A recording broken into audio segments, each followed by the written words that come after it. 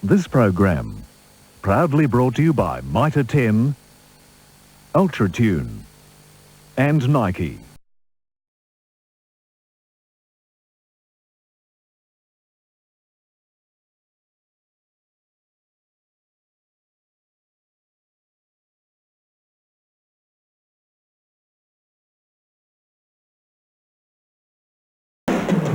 There have been highs. A history-making win over Brisbane. A come-from-behind win over Hawthorn in the wet. And there have been distinct lows. A loss to Fitzroy had the fans leaving in their thousands. For the early season premiership hopefuls, it has been a mixed season. Tonight, another chance. Fremantle finds itself on strange ground. Written off by many before the season, the Dockers are the entertainers. They have stung Geelong, they have outrun Brisbane and St Kilda. From Football Park, two finals hopefuls, Adelaide and Fremantle on Saturday night. Football.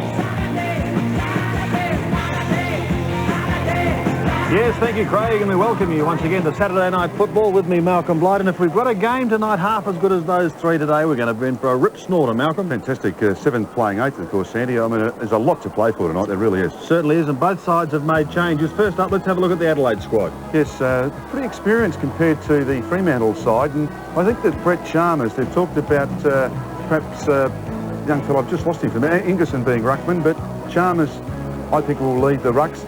Andrew McLeod, of course, that sensational match-winning goal against Hawthorn. Very, very exciting young player. Pretty competent lot. The Dockers, on the other hand, they've got only 3 players who played every game so far this year, and tonight they're bringing in a couple of first-gamers. Yes, they've made some changes at the Dockers, and you look at the players going out of this team. Ridley, Kickett, Nettlebeck and Mildenhall from Nain. Kingsley Hunter, first game, and also Brad Wirra. 2 important players tonight. Ben Allen, of course, the skipper, playing in the centre. And Peter Mann leading in the marks, playing at centre half forward. But this is, I would suggest, the most inexperienced side that we've seen amongst the Dockers. Good team. The 1995 AFL Premiership season. Brought to you by Mitsubishi Motors Australia, Qantas, McDonald's, Mobil, Carlton Draft and National Australia Bank. Yes, no rain, a cool night, but a pretty strong northerly here at Football Park in South Australia. Back shortly with Neil Curley to check out all the conditions. Can the Roos get the jump on Brisbane? AFL Sunday has the answer, live from the Gabba.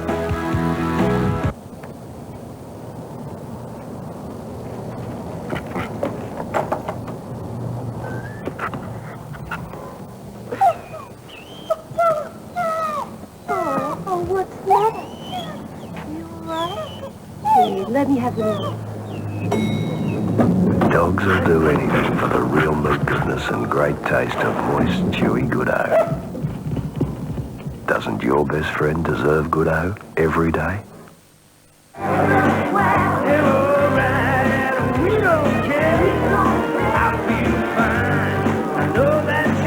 Those beers know how to have a good time.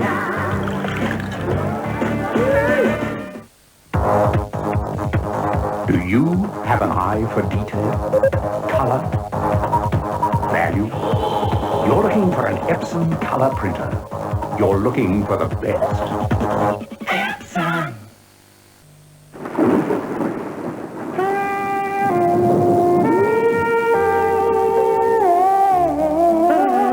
At Mannix, you'll be comfortable knowing you'll get the very best advice available.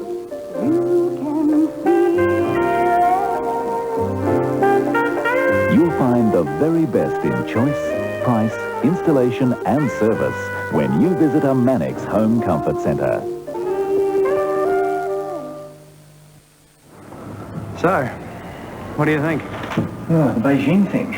Coffee? Yeah. Oh, no thanks. Well, it's big. It's a hell of a big commitment. We can do it. We have to gear up, move quick. And if we don't... You know he's going to pick it up, don't you? Yeah, I know. Look, it's a great contract. A great opportunity, but I don't know. Are we ready? Chris, are we ready? Mate, we're overdue. Okay. All right, but it means increasing our bank loan. You know that. At the National, we make it our business to understand yours. So when the opportunity arrives, we can tailor a loan to make the most of it. How's 10 o'clock tomorrow morning, Sam? I couldn't go. No, here. Here? Night, Dave. Chris. Night. Oh, Sandra. The bank will be here in the morning. Discover the fun.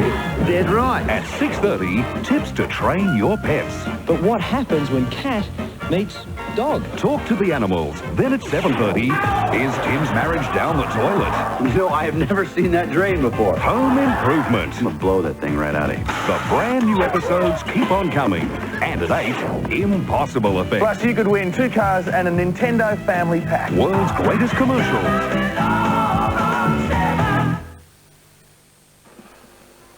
Welcome back to Football Park in South Australia. Both sides out on the ground. So is Neil Curley, our boundary rider for the night. And Curls, we've just seen a very important toss. Yes, a very important one, won by the Dockers. And a lot of wind here tonight going to the right of screen, which is a scoreboard end. And I think the conditions may just suit the Dockers a bit with their style of play. The game will be controlled at ground level tonight. There's no question about that. It'll be a low-scoring game. I feel about 12 goals should win the footy match. And I'm looking forward to the Inglis and Burton duel. Height against the player that jumps in, and it should be a great duel, that one. And also the Waters Connell duel, which could have a great bearing on who wins the football match. Girls, there's been a lot of conjecture as to whether, in fact, Inglisson would start against him. You wouldn't suggest Chalmers at all might have a run? No, Inglis will take him because Inglison's a body player. He jumps straight through the player, and I just hope that first centre bounce is a true one and gives both ruckmen a real crack at it. Very, very important game for both sides. Who are you tipping?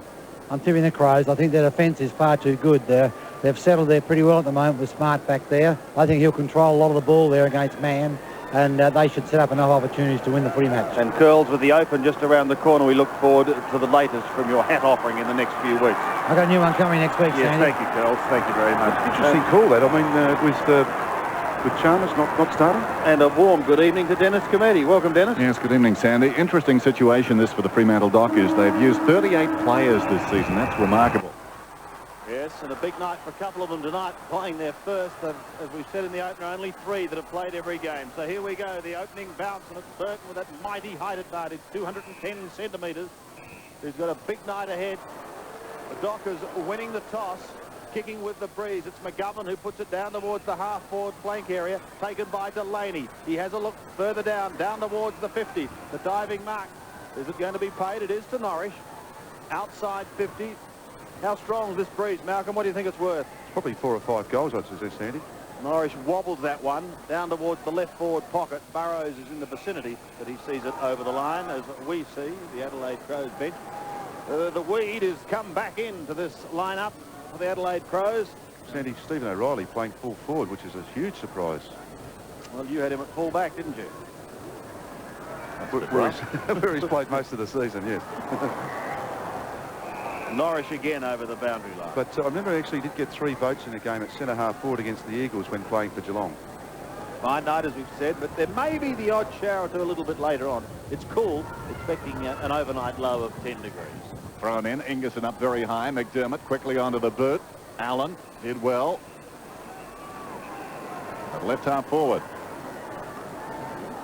Down towards the 50. Here's Norrish. Bobbing up early. About 60 metres out. It holds up in the breeze. They're working back into the breeze from that angle. Miller, 15 metres out. What's he done? I think it's good. It is. Quick start by the Dockers. Yes, Peter Miller back in the side, and has been a notable goal kicker for East Perth, and pretty good start there. Stephen O'Reilly actually got underneath that ball, almost marked it from behind with the second grab, but beautifully read off hands there by Miller, and a true Rovers goal, and just what the Fremantle side was looking for, a quick start. Yes, good start by the Dockers. Miller getting his first and his 13th for the season, coming into this game having booted 12-5. So they lead by 6 points. And again, it's Burton who stands over it, but Jarman tries to rip it out of the centre. Got one too high, and the advantage is going to be paid. So they rip it down towards the half-forward line. Rashido is knocking it out. And he's going to take the kick inside 50. Mark Rashido. Yes, terrific leading players, Mark Shishido. Parker saw a few weeks ago to struggle against the West Coast Eagles side when that great derby was on, and Shishido has kicked goals before at full forward in Modra's absence. So Rashudo out to answer the challenge. Miller scoring the first for the Dockers. Rashudo from just on 40 metres, kicking into the breeze. It's going to make it.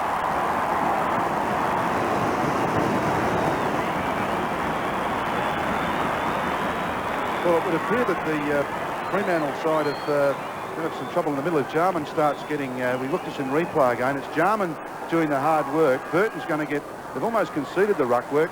Terrific give there from McDermott, and a great lead from Rashudo, and certainly over the shoulder.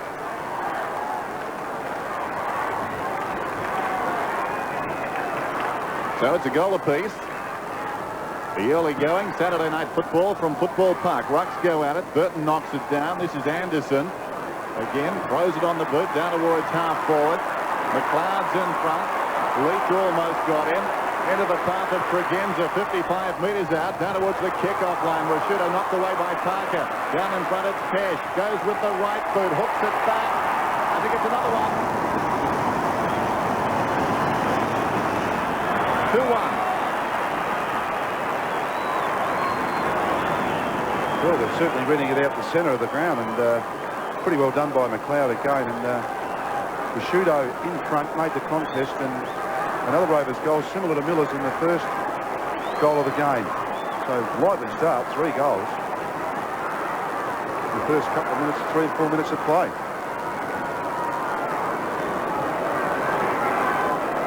A blazing start here at Football Park, and the Crows doing it well into the breeze. Ingerson up against Burton, won by the former. Fremantle forward through Anthony Jones, down towards the left half-forward flank. Connell is there, however, for the Crows. Keeps it in play. Terrific kick getter so far this year. Off towards his former skipper. It's still on centre wing. Anderson tries to belt it further forward. The Dockers now a chance. Down towards the left half-forward flank. Wellman gives chase. He's on half-back and close to the boundary line. Very close to the boundary line was Wellman, but he keeps it in play. Delaney a little too far underneath it, couldn't take it. Norris can. Here goes Spider-Burton playing.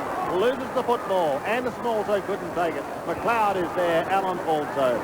Hart is there. And that is the Dockers bench. Lee Waddell Johnson. Nearest camera. Mark McKenzie, Greg Scroop, and the experienced Brian Sheehan in charge of proceedings tonight. Norris again picked up plenty of early touches, which is good news for the Dockers. They spear it down towards the half-forward line. No one able to take it cleanly. McManus was there, almost thrown out the back door. Mann tries to get through. Card, a hurried kick goes down towards full forward, down towards O'Reilly. Normally found at the other end of the ground. Allen in trouble. The whistle has sounded. There's going to be a free kick taken by O'Reilly. 40 metres out and almost directly in front. He's really made the ball his object, Stephen O'Reilly, and certainly put on a bit of a performance, but was impeded for some time.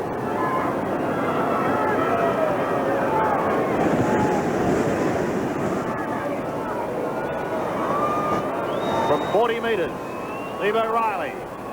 Drop putt. And has produced one behind.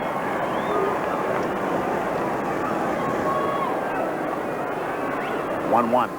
Those 2 straight. Adelaide kicking into the breeze. Rod Jamieson. The defensive side of the ground. Burton favoured by the kick.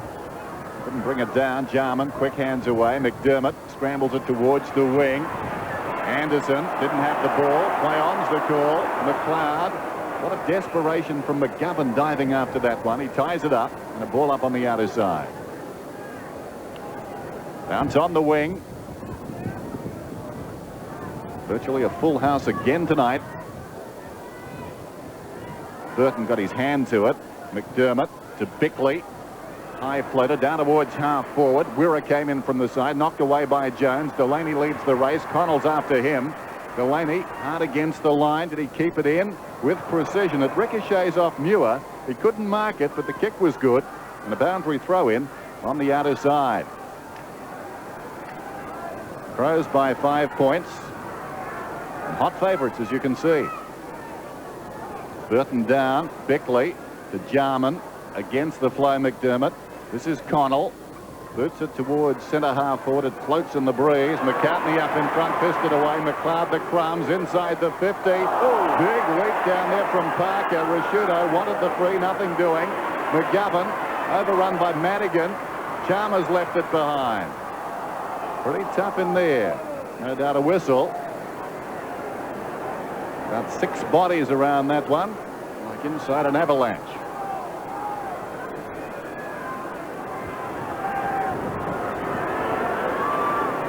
So still in the attacking zone for the Crows. Jarman, a chance if he can get it to Anderson. Can't long enough. They try and bottle it up. Jarman pounces upon it once again. Walking up McGovern. So Norwich is on Jarman and Waters is on McDermott, so they're going to run together. So a bounce 40 metres out. The Crows scoring zone. Pesh unable to take it away. Celebrates his 21st birthday tomorrow, so this would be a lovely present if he could win and play well tonight.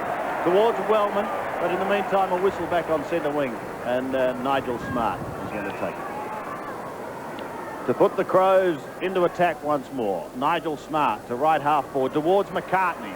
Got to do the work from behind. Fisted down in front. Pesh applies the tackle. Ball spills free. It's pretty tough in the crunches. Waters tries to get it out to Burton. He does so. The big man gets a hurried kick to the outer wing where it slides over the boundary. It'll be interesting to watch their chip game now in this sort of win, whether they can change to actually go direct to man at centre half forward. They've chipped it around a little bit so far.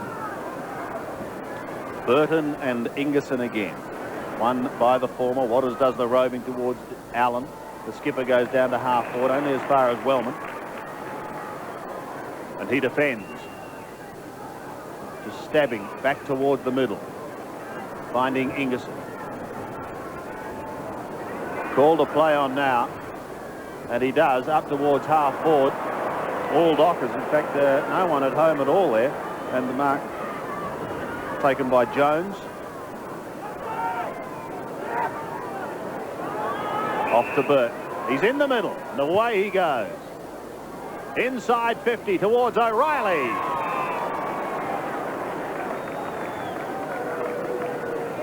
So he's going to be shooting from almost an identical position that he was in just a few minutes ago. Yes, and I think Stephen O'Reilly can cause some trouble. They might have to consider Chalmers moving back there. If Ingerson does okay in ruck, he's a very, very good mark, Stephen O'Reilly. Slight angle, 40 metres out. Started off with a behind, and I think has added another. So the man best known as a fullback has kicked a couple of behinds early on for the Dockers. Margin 4 points. Bickley in short. Left back pocket. Are they committed to this side of the ground? This will be interesting. No, Bickley doesn't want it. He heads for the middle. Good kick to Ingerson. Inside the centre square, the defensive end. Now he plays on. Little chip pass. Shows a lot of it to Norris, who came back on it quicker and beat Jarman. Norris very busy. He's a classy player. Goes down towards half forward. O'Reilly again. Working off his man, that time McKinnon. He's got this ball at right half forward. Too far out to score, but he will be on the breeze. He can put it long. Burton is going down there. Nobody going with him. In fact, someone is waiting for him, but it's McDermott. So O'Reilly spots that. Goes for the mismatch. Burton in front almost. Finds it on the ground. Tries to give it out. McDermott. Ingerson. Straight to Delaney. Delaney never controlled it. On his knees, tries to slap it out. Well done by Bickley. A lot of courage in there. Took one high, too. A Crow with his sore head. And we'll have a bounce about 30 metres out from goal.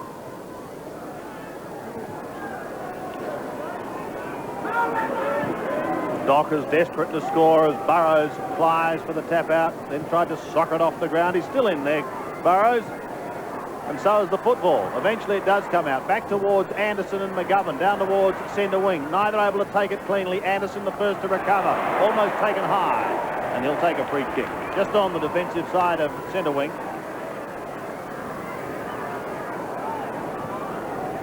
Into the breeze he goes. Up towards the wing. McCartney was his target. Had a couple of grabs. Unable to take it cleanly. Leach and Jones both there. It comes back towards the half-forward region once again for the Dockers. They've got to take advantage of the breeze through the arms of Mann. Beautifully done by Muir. In towards the pocket area he goes. Now the Dockers have got the chance. Muir followed it up, but he couldn't take the hand pass. Pressure on the Crow defence as they come right across the ground. They should get out of trouble. Pushing it in towards the boundary line on half-back. And it's going to be kept in play. Wellman thought it was going to go out. Eventually it does. And a throw-in to take place. Right half forward for the Dockers. The trail by 4 points. Mann does the ruck work. Norris waiting down. He's been busy early. McManus there also. Oh.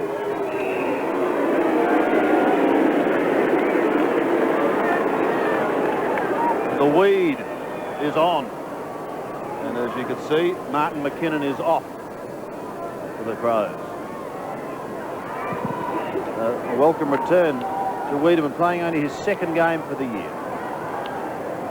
Kept in play by Norris. He's had an exciting start. Bounces one down towards the forward line. No one able to pick it up cleanly. Miller had a couple of attempts. Mann did also. Bickley did well to get the hand pass away to Jamison.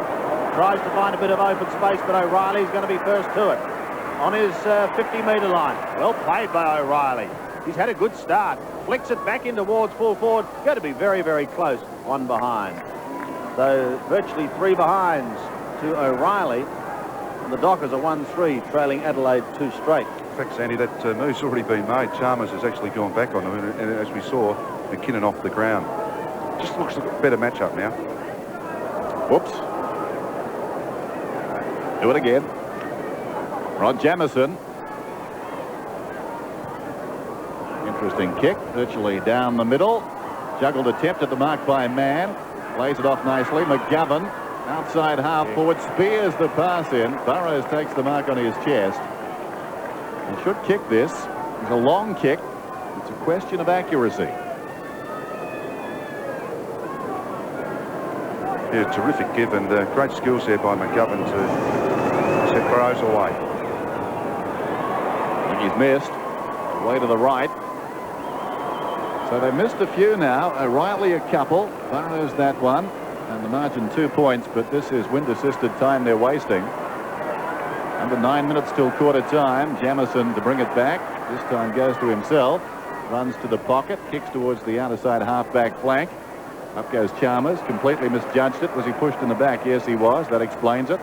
McDermott feeds it back. Chalmers to take this kick. He's at right half-back. Goes down towards the wing now. Burton goes back. His opposite number. Almost the mark. In fact, he's getting a free kick. On centre wing.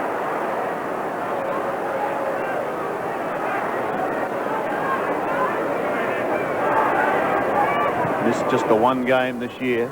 Kicks down towards the 50. Chalmers was there, leaves it for Jamison, off to McDermott. Well, he floated one over the top of Ingerson. Nigel Smart is there to tidy up. Goes back into the breeze once again, and a good mark taken by Madigan. Greg Madigan towards O'Reilly. With him is Chalmers. Got a fist to it. In towards the pocket. O'Reilly may get another chance. He's at the bottom of the pack. Now they lock him up. Jamison on top. And a bounce will take place. I have seen sides come to Football Park and not play well with this wind. It's a very tricky ground with the wind, and I'd suggest the Dockers are just having trouble getting the ball through the goals at the moment. Yeah, that's the good thing. They've got plenty of the ball, I suppose, if you're looking for a silver lining here. Snap by Waters. Looks pretty good, and he's got it.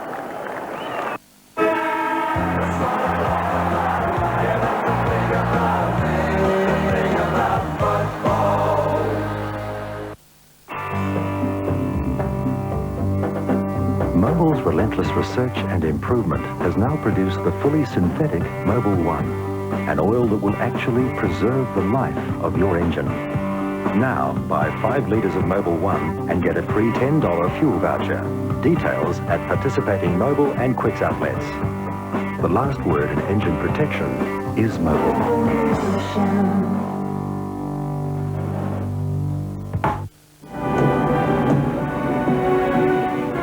Persuade you to take a sandwich with you, sir? I'll get drive-through.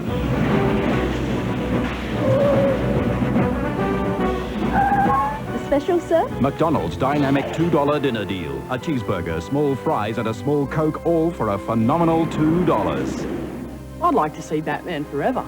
No, it's only at Macca's for a limited time. The dynamic $2 dinner deal. Only after 5 p.m. I don't...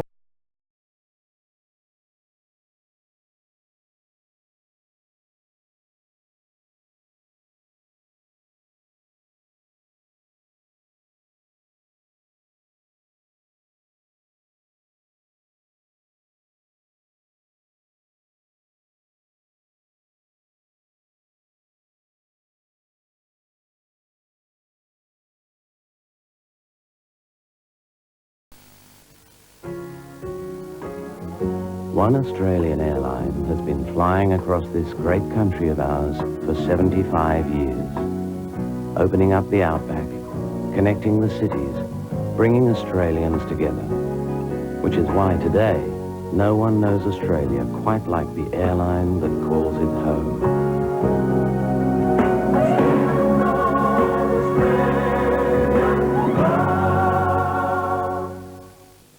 I think I can. Yes, you can bring your home to life at Mitre 10 with Dulux. Yes, you can. Bring your ideas to life with sample pots to let you test the colour first.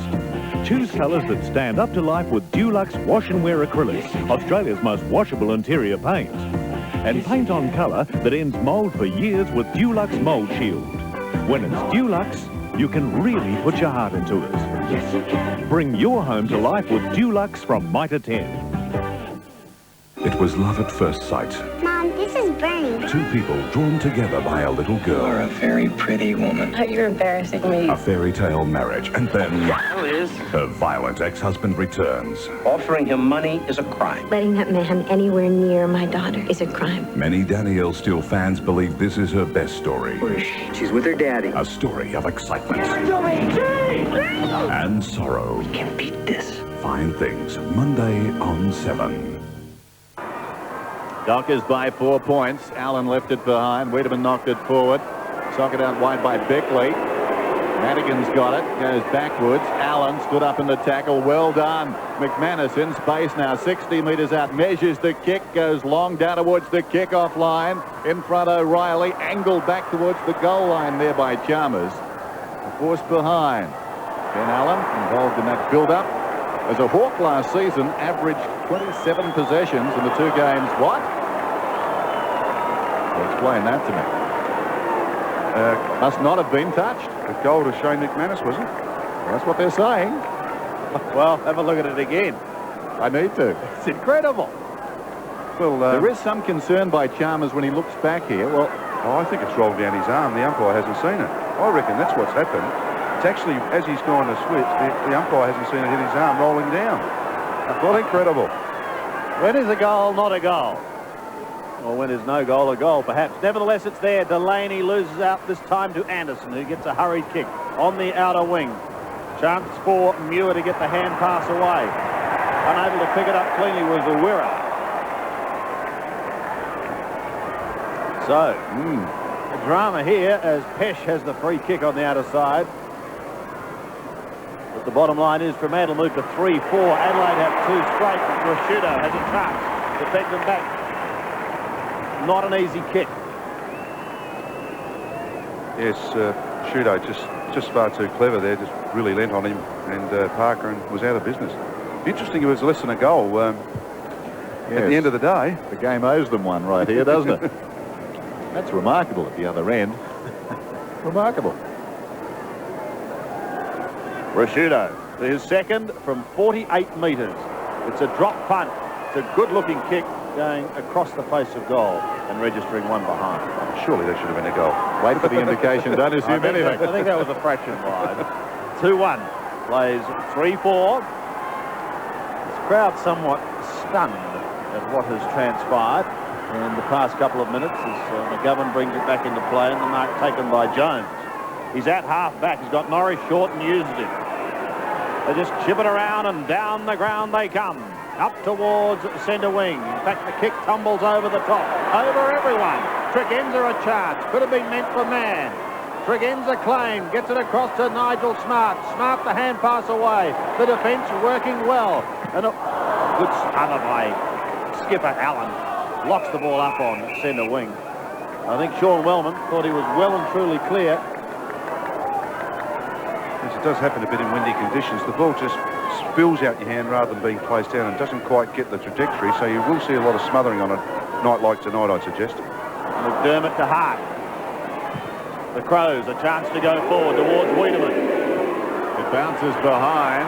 Anderson's got the run of it. McGovern hanging on to him. They keep it alive. McLeod beautifully done. Wiedemann inside the 50, pulls it back to the middle. Prosciutto has it about 25 metres out directly in front. Plays on. Jarman, open goal.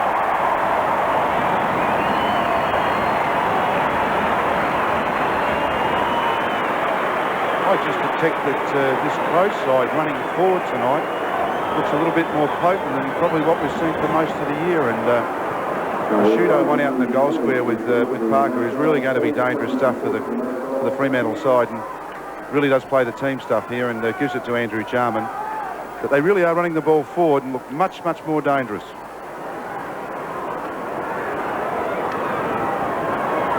Andrew Jarman has his 12th goal for the year. Crows are down by 3 points with under 5 minutes remaining. In the first quarter, Norris tries to sneak away from Jarman, unable to do so. Back towards Anderson in the middle. He finds a Wiedemann, smack bang in the centre. Can't take it cleanly. McDermott at the bottom of the pack is pushed into the ground and will take the free kick. So the hotelier gives it across to Wellman. Floats it up towards half forward. McLeod was there. Prosciutto came barnstorming out, but it's Nick Pesh who has the football.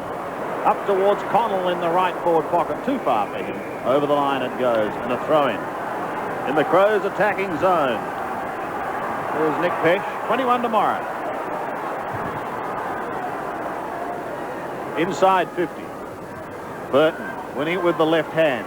Down towards Delaney, who's got to give a little ground, then tries to flick it back. They're not out of trouble yet by any stretch of the imagination. Burton stands his ground. Trying to sneak away was Peter Miller. He took an early goal, but he's gone. He's at the bottom of the pack and he's been pinged.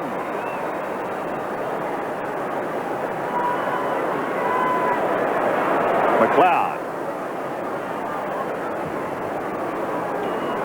Yeah, it was a fantastic tackle and probably had a smidge of time. I wouldn't have said much time, but certainly had some chance. McLeod's kick sits up in the breeze. Prosciutto, the flyer, unable to take the mark. Wiedemann over the top. He looks like Roy Higgins. And the whistle had sounded. It will definitely be a Dockers free kick. Brad Wirra will take it on the last line of defence. He'll be a good player too. Wirra goes in short. This is Madigan. Wide, very wide towards the outer side on the breeze. Gave it a ride. Wellman confronted over the top. Good talking there. Connell feeds Bickley. Some indecision. As a result, almost coughed it up. McDermott. McLeod, 60 metres out, pulls it back. Burton will need to go. Kept his head nicely. Young Wirra across the goal face. Swings it out wide. Now it's a foot race. Norris has been very good. 7 possessions. Make that 8. Goes to Parker. Make it 9. Norris. 1 bounce and his second. On the wing. Pulls it back to centre half forward. Hunter storming up the ground has taken the mark just outside the 50. Great football by the Dockers. Gee, when it comes off, doesn't look special. And Hunter led well then. I watched him as Norris got the ball, and he actually led early. As you can see, Norris saw it. It was a good, positive lead on a bit of an angle and a fantastic kick. Half forward had cleared out, creating the space. So Hunter, his second kick, I think.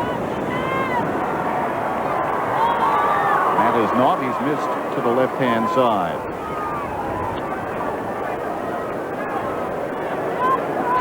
Three-5, 3-1. Probably got to say at this stage, Dennis, that they probably haven't done enough with this. No. Although, as I said before, at least they've had plenty of the ball. I suppose if you were talking to them at quarter time, you could say if they had that sort of possession in the second term, they're a chance of being in it. A couple of missed opportunities at 3-5. Could have been 5-3, and that would have helped Burton. Unable to take it, but he's got plenty of support. It's Allen who cleans up with the hand pass. Then flicks it back in towards O'Reilly, tries to take the mark from behind. Can't, but he's quick to recover. It's rushed over the boundary line by Tyson Edwards. and a throw-in to take place. And I think that's the sort of kick that doesn't make the opposition pay. Right at the top of the square rather than the pocket really should have been where the kick went. Ingerson wins it with the left hand down towards Bickley, kept in for a moment by Muir. And another throw-in. Time ticks away. 1.5 remaining in the first quarter. The Dockers by 4 if you've just joined us, but they are going with probably a 4 to 5 goal freeze. And another behind goes on the board. 3-6. Peter Mann stretches the lead to 5 points. Jamison.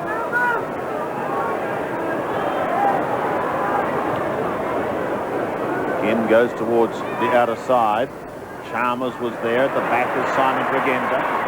Away he goes. They give chase, but he's clear. Pops one up towards centre wing. Caught is Pesh. Gives it to Anderson. Almost ricochets off his face. But they've still maintained possession as time ticks away. Hart in towards half forward.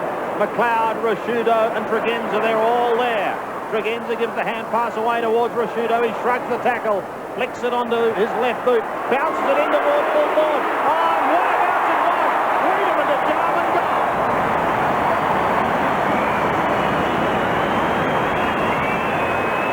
Andrew Jarman gets his second. As I mentioned earlier, they just look more dangerous tonight, the Crows, for some reason. Whether the pressure of the opposition is not quite there, but they look as though they're going to score goals tonight. And great team play again, and Andrew Jarman just sitting at the top of the square, kicks his second goal. But I just got that feeling that there might be some goals coming this next quarter. Yes, billed as a battle of defences. Both defences having their problems at the moment. Jarman 13 goals on the season. Only Tony Modra's got more for the Crows, and that's an interesting stat. Wellman tries to get it out. Burton knocks it down. Tregenza floats it towards half forward. Jarman had it bounce off his chest. Bickley. We're down to 20 seconds now as Pesh kicks inside the 50. Rashudo dropped it. McLeod back to goal now. Leach has got him. Back to Rashudo. Pulls it back towards the square. It bounces through. Jarman, can he get his third? Look out. Jones did the right thing. Hooked it back over the line.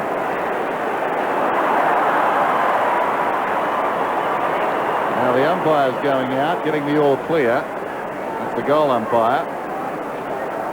As Mark McKenzie was talking to George Jarman there, who feigned to let one go, I think. Can you go for that, Malcolm? No. All right. Allen. It's attempting to attempt. Allen's got the ball on the siren. It's quarter time at Footy Park. Saturday night football. Good term by the Adelaide Crows. They lead by 2 points. It's 4-2 to 3-6. But bear in mind, they were working up into a breeze, and that man, a major contribution from Andrew Jarman. He's got 2 goals. Spider Burton amongst the thick of the action, too, with 4 possessions. Ben Allen tried hard in the middle. Quarter time, 4-2, plays 3-6. 7 Sport multiplies the football action with another Sunday doubleheader. North Melbourne and the Bears, Sydney and the Eagles.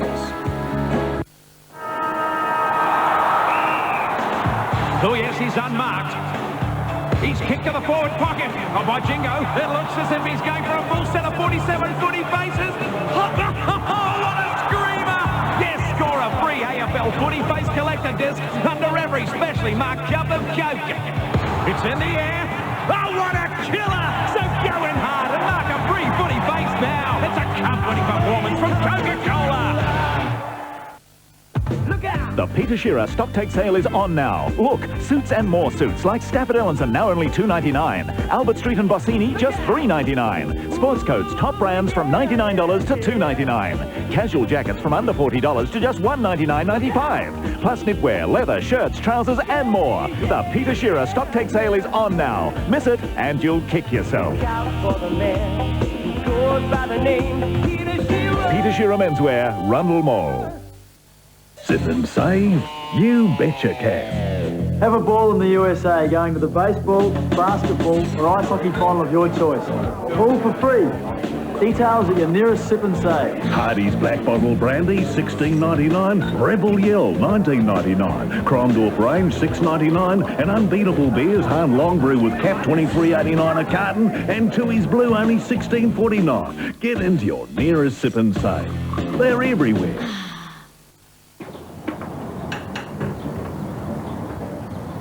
Dougie, how are you, mate? Good. And there's your 2 large pizzas at $14.90. Beautiful. At only $14.90, I'm laughing. You're always laughing, Hawk, so how's about my tip? Always put your handbrake on when you park your van, Dougie. Ah! 2 large pizzas, only $14.90. Phone 131166. Oh, gee whiz. A clean fuel injector jet is about the size of a human hair. That's a hair's breadth between good performance and no performance at all. Win Spitfire keeps fuel systems clean. You should use it too, like so many other Australians do.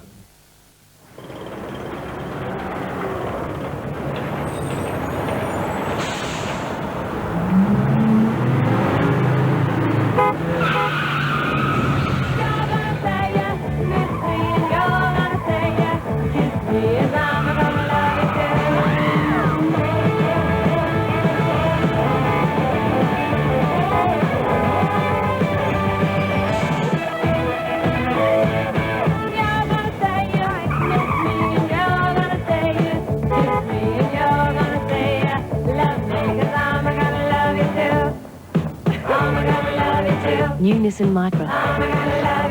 It'll love you too. Next week, a survival guide to common emergencies. So if you're concerned for the safety of your family, don't miss this. There are some things you can do to make driving with your family safer.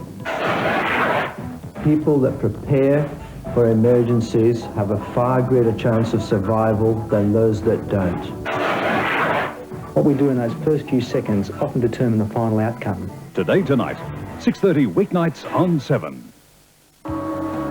It's quarter time here at Football Park. Adelaide going into the breeze with a couple of goals from Andrew Jarman, lead 4-2, 26 Fremantle, 3-6, 24. Down by 2 points. Curls on the boundary line. They did have plenty of the football, but unable to convert, the Dockers. Yeah, it's a difficult wind here at Football Park with this particular breeze, and I think the Fremantle boys had some trouble finding which direction to kick for goal. O'Reilly in particular let the Crows off with after some good strong marks. The Crows midfield's on top too, and there's bad signs here for Fremantle. I think the Crows are just about ready to really take this game apart. They're playing well around the midfield, and their defence is pretty tight. Thank you, Curls, as both groups break up. Full house, as we've said, here tonight at Football Park. Always a wonderful sight. And a very interesting first quarter, Malcolm. Yes, as you can see, the lead's changed hands, and Fremantle got away to a good start. The Crows came back with a couple of goals, and then once again, Fremantle kicking points, just couldn't quite nail it. When they finally did, the Adelaide side came back again at the end, and I guess just marginally lead 2 points. It's just an interesting graph, that. Jarman 2, Pesh and Rashudo 1 apiece for Fremantle. Waters, Burrows and Miller all singles. As we go into the second quarter, the Dockers travelling into the breeze, the Crows flying with it. And Ingerson belts it down towards the half-forward line. Didn't have to contend with Burton on that occasion, however. There's going to be plenty of pressure on the defence of the Dockers as it goes down towards full forward, fisted over the line, and a throw-in in the right forward. Well, it did go over the line. It certainly did. The boundary umpire was caught metres away. Anderson keeps the ball in play. Greg Anderson flicks it in towards full forward with the left foot. Who's at the back? McCartney is there. Can he get it to McLeod? He can't. Waters heads for the safety of the boundary line, but doesn't quite get there. Prosciutto's trying to keep it in play. With him is Wirra. Now a chance for McGovern to set something up. Back towards Waters he comes, and Scotty Waters comes towards centre wing. Big fly, big mark taken by Burrows. That's half back. Goes down towards the wing. Will's on the ground now, fisted away by a Wellman. Jarman on his knees. Gets it a second time. Ingerson playing only his 4th game of the season. Jamison, Beckley, back to Jamison. Throws it on the boot. Good pressure applied by Will. Stragenza, great grab. He's been in sparkling form. 26 possessions against Footscray a couple of weeks back, and of course the Foss Williams medal last week, and he finds Rashudo on the lead. Interesting, that last out of bounds in the pocket. I'm not sure it wasn't the responsibility of the goal umpire. And that being the case, good luck next week. Tregenza's kick there's been some criticism of his kicking, but that was a beautiful kick. And once again, Rashudo just doesn't miss them. Mark Rashudo, 2 bags of 5 last season against the Sydney Swans. Going for his second here. It's good.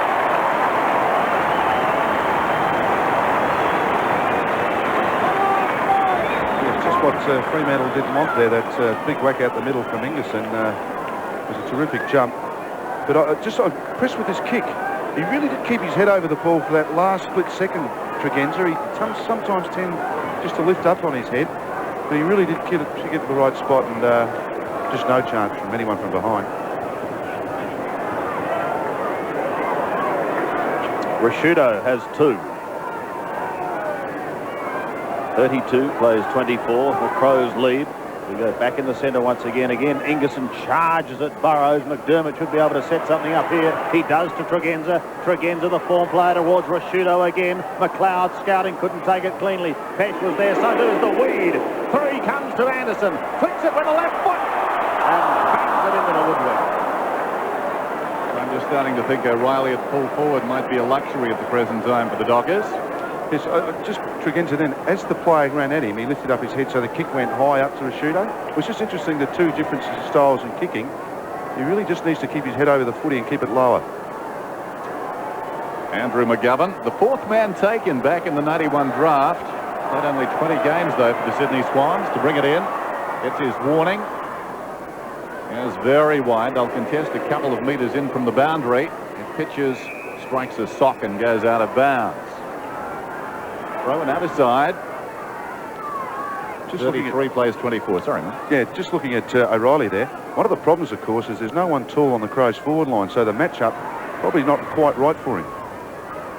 Ball's out of bounds. No. I suppose Rashudo, you would think, as the full forward, would be the logical opponent, but that wouldn't work out. Rashudo always on the lead. Still, O'Reilly seems a luxury, as I say, down on the forward line, particularly if the Crows are going to bomb it in. This is McManus. Over the top, nicely done. Muir got a good shepherd. Away he goes, close to the line, kicks it down towards the 50. Charging at that one, Jamison missed it. Opportunity behind Waddell Johnson. Feeds it inside Callahan, who started on the bench. He pulls it back towards the middle. Miller, no good. Wrestled to the ground. Edwards and Smart both there, and a whistle.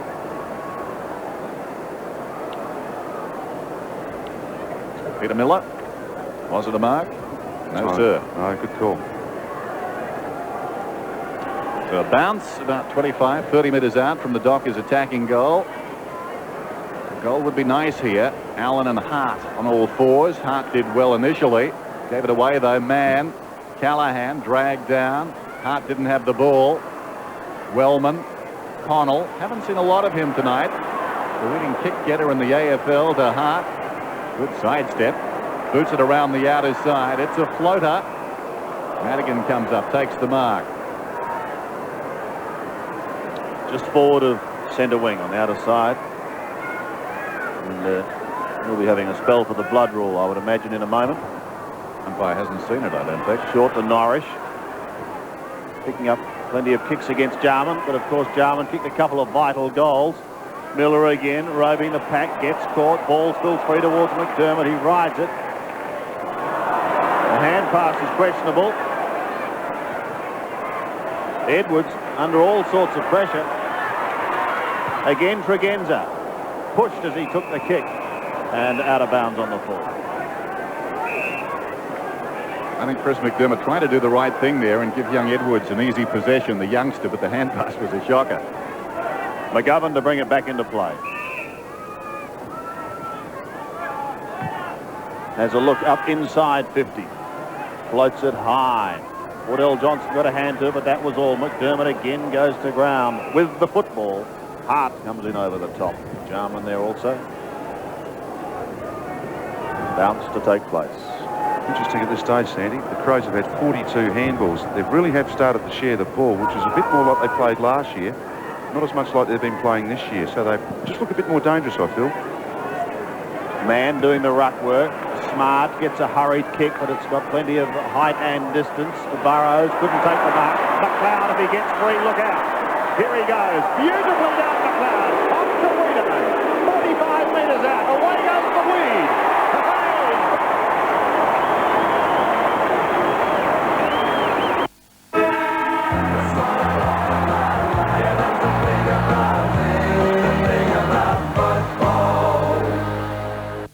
This RAA symbol has always represented the pinnacle in motor service standards. Earning RAA endorsement is the toughest test of all. One service group has set their sights on this ultimate goal to offer nothing less than the highest standards, and so earn the right to display the RAA symbol at every one of its outlets. Not surprising, that group is Ultratune. There are 16 Ultratune service centres and they're all RAA approved. Ultratune, in tune with you and your car. Get a job. Get a job. Get a job. Get a job.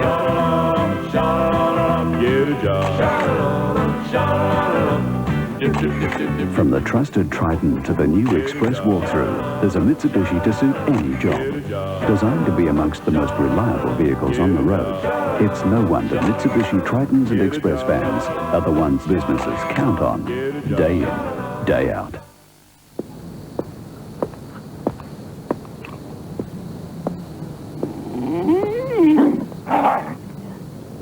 Mate, you want to call your dog off?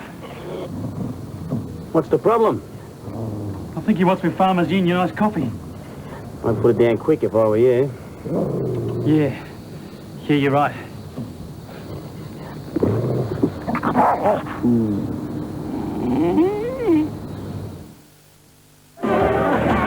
Blue ball, left pocket. Oh, beautiful to watch. Those bears know how to have a good time. Let's have a good time.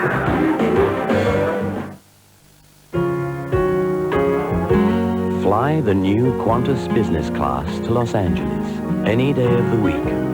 And with all the extra legroom, you'll feel like you're the only person on the flight. I think I can. Yes, you can really power up thanks to Mitre 10 and Makita. With tools that are so good, everyone wants to get their hands on them. From cordless drills to gutsy power saws, powerful impact drills to hard-working sanders and grinders that are long on performance. Hey, give me my Makita back, Mac. Get your hands on Makita from Mitre 10. On 7 Nightly News, meet Ern and his volunteer companion. We've had a lot of success stories and Kirsten and Ernst is one of them. Jane Doyle discovers a young South Australian with her heart in the right place on 7 Nightly News, Monday night at 6. Monday. There's something very strange going on around here. A story that will drive you crazy. Please, get a grip. Oh, believe me, I'd love to. Let your imagination run wild. I may throw up. On Lois and Clark, 7:30 Monday on 7. Crows out by 15 points now, 6-3-3-6. Well done by Waters.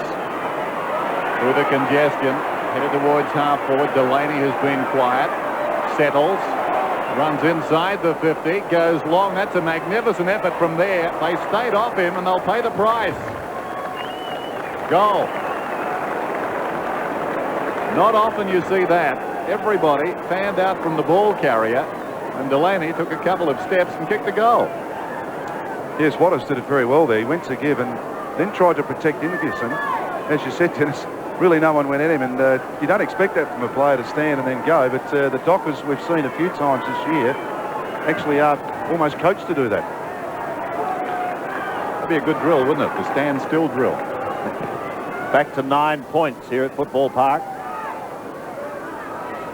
McDermott again working hard to Bickley down towards McLeod. In fact, over the head. Who's going to be first to recover? Oh, Ricciuto came out like a steam train.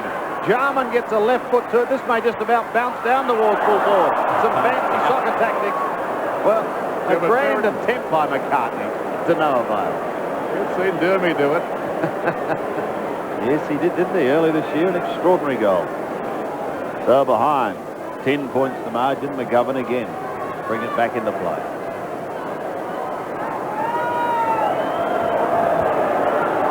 Two goals to the Crows with the breeze in this quarter. The Dockers have one into it. The time's up, says Brian Sheehan. McGovern's kick to the outer side. Burrows the leaper. Allen stays down. Gets it down towards centre wing, towards Peter Mann and Nigel Smart. At the bottom is McManus. Pretty good call there by the umpire, because McManus went to ground. If you don't make any effort, I think that's a pretty right call. Look as though you're doing something. Try and convince the umpire. So here is the fire-walking Scrabble player, kicking down towards half-forward. Rashudo's his target. Wiedemann again takes it from Rashudo. Centering kick, wants McCarthy, couldn't find him. At the back is Delaney defending. His hand pass is going to be okay. They should get out of trouble. Parker stops, waits and has a look, and then guides it to the half-back flank, and Burrows in a little bit of safety as he chips to Norris. Norris on the wing has been a very good player, wants to go. Decides to take on Jarman. Look out for this Shepherd. Callahan did pretty well. And so did Jamison to smother the ball and tie it up. Well done by the Crows. While all that finessing was going on, Jamison read the situation brilliantly.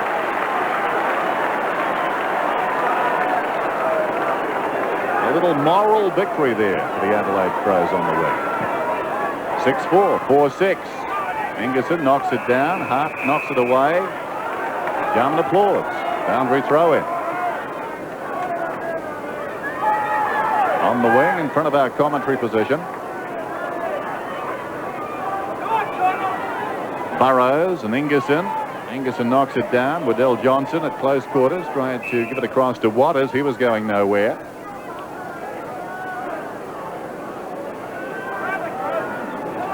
The bounce.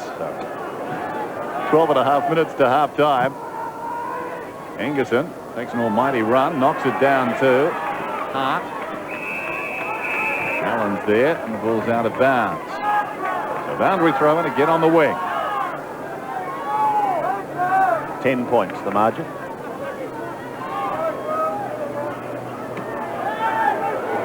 Manus was in front, couldn't get a touch. Lack of talking for a moment, then it was eventually Allen across to McGovern. Floating kick in towards centre wing. Smart, Wellman. Wellman's long kick down towards Rashudo, who comes steaming out. Look at him go. Turns but gets caught. Gets the hand pass away to the exciting McLeod. A left foot snap as he bends it back. Is it enough? I think it is.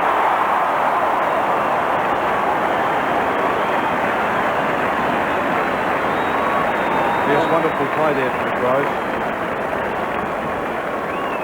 Terrifically work done by Wellman too, and Rashudo really dug in there. Parker tried hard, and McLeod just with that presence, terrific snap at goal, and good on both sides of his body. First goal, but he certainly has been exciting in his first quarter and a bit at Football Park.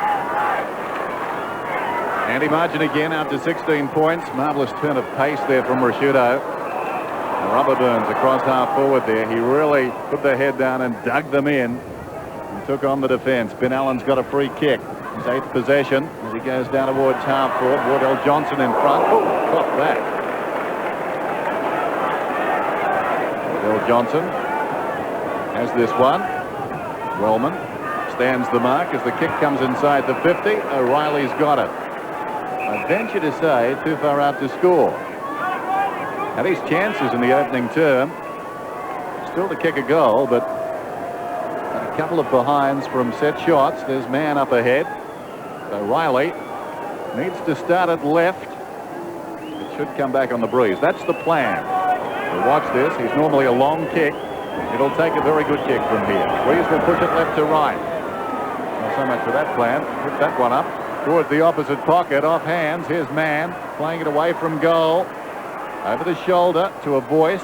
Missed down there by Callahan. Kept it alive. It's still in. Waters ran into a dead end. And now it's out. And a boundary throw in alongside the behind post. Under 11 minutes remaining in the first half. Dockers keen to do something while they've got it down there. McDermott again works hard as he finds Edwards. Oh, there's a good mark taken by Burrows. Wiedemann making sure that he's not going to play on, but an excellent grab. And now 50.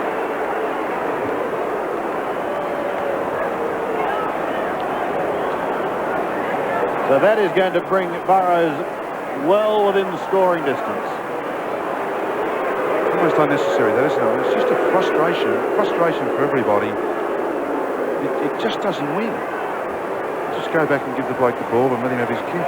Very important kick, this one too. Oh, it is. Kick one in the first quarter. It's a very important game for both of these sides, and Burrows for his second, and he's got it.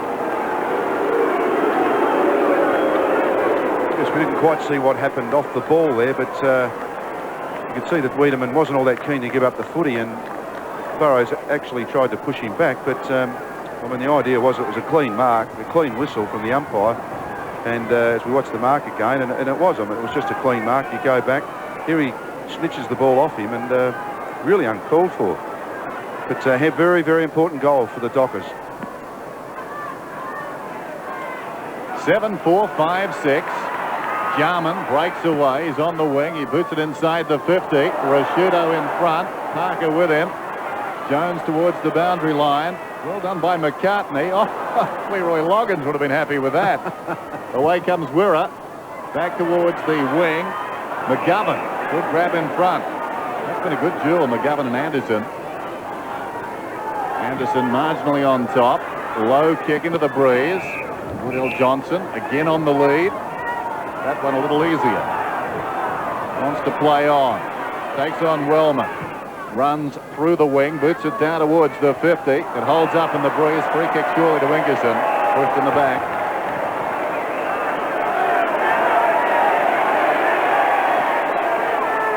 Ingerson. Towards the wing. Missed in front there by Madigan. Waters has got a heap of trouble. And a bounce. Well, Louise making his presence felt after giving away that 50, which resulted in a goal to Craig Burrows. You may have said it was Burrows' second. It was, in fact, his first goal. From the middle, Jarman again. In the thick of the things at the bottom of the pack, he gets it out to Bickley, off to Ingerson from a standing start. Hunts a wobbly old one down towards McCartney. What could he do this time? Well, he gets caught, but not before he gets the hand pass away. Look out for McLeod! Had it, but then lost it. Oh. But now, McDermott's got it back and has kicked the goal. Oh, dear. Yes, this has been happening a little bit with the Fremantle side, particularly from the younger players, and it really has, when you get hold of the football, McCartney does pretty well here. Gets the handball on long. McLeod almost. And there's McManus running in behind. You don't need to unload. Sometimes you can push off, you can hang on to the ball, you get playing. Hitting in the no man's territory back in front of goals is really not the advisable thing, and it really was just a bit of a panic. Margin back to 16 points. Every time McLeod touches the ball, something good happens for the Crows. McGovern got it from Waters, breaks away from the middle, goes down towards half forward. It hangs up in the breeze. Miller off hands, heads for home, and he's got it. That's his second. Well, this magical 10 points, we seem to have got there early in this quarter, and it keeps fighting back from there. And really not to be deterred, Fremantle. Terrific almost give there from McGovern again. It was a good contest in the air. Just a good, honest contest. Missed punch, and right where the Rovers should be. And a second goal from similar spots. Really good Rovers goal. And there's 2 to Miller. And they hang on. 10 points the margin. Back in the middle once again, it's won by Ingerson. McCartney tries to rip it away from the centre. The hand passes again. Loose however, and it's found by Tregenza. Pushes down towards Rudy. The sprinting Rashudo. He gives it away to Nicky Peck. Happy birthday!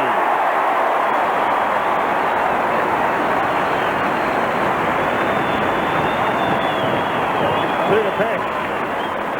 And there's that margin again, Malcolm. Yes, and watching it. Burrows really not timing his run there at all. McCartney does the bulky work. McGovern misses Wills.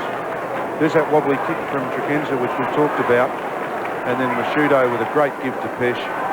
And it certainly is raining goals here at Football Park, and it hasn't done it for most of the year. 16 points again. 9-4, 6-6, just under 8 minutes till half-time. They've been going goal for goal in the last 5 minutes or so. Can the Dockers get a quick reply? Charging through Madigan, takes on McDermott. No free kick, perhaps a little unlucky there for the Crows. Great courage from McGovern, and we've got a whistle. So last time the Crows got a goal, immediately the Dockers dug it out of the centre, went down, and Miller got one. Interesting aside after that. Miller was celebrating along with Scott Waters, who got the ball out of the middle. It would have been the lowest high five, I think, in the history of the AFL. One down by Burrows wide of the pack. Wills met solidly by Anderson. Jarman goes in, and we'll have a bounce. 9-4 plays 6-6 at Football Park on Saturday Night Football. They've shown a lot of courage this season so far, the Dockers. When they get down, they don't give it away. Norris has been terrific, worked off it. Anderson tries to bounce out of the pack, emerging with it. Madigan up through the middle, goes down towards half forward, reaching over the top. Jamison did well. Timely fist sends it towards the outer side, missed by McCartney, took his eye off the ball. Jones in trouble, great tackle. Bickley on one knee, great give. Pesh comes away, storming down towards half forward, 60 metres out. Long probing kick, it's a goal.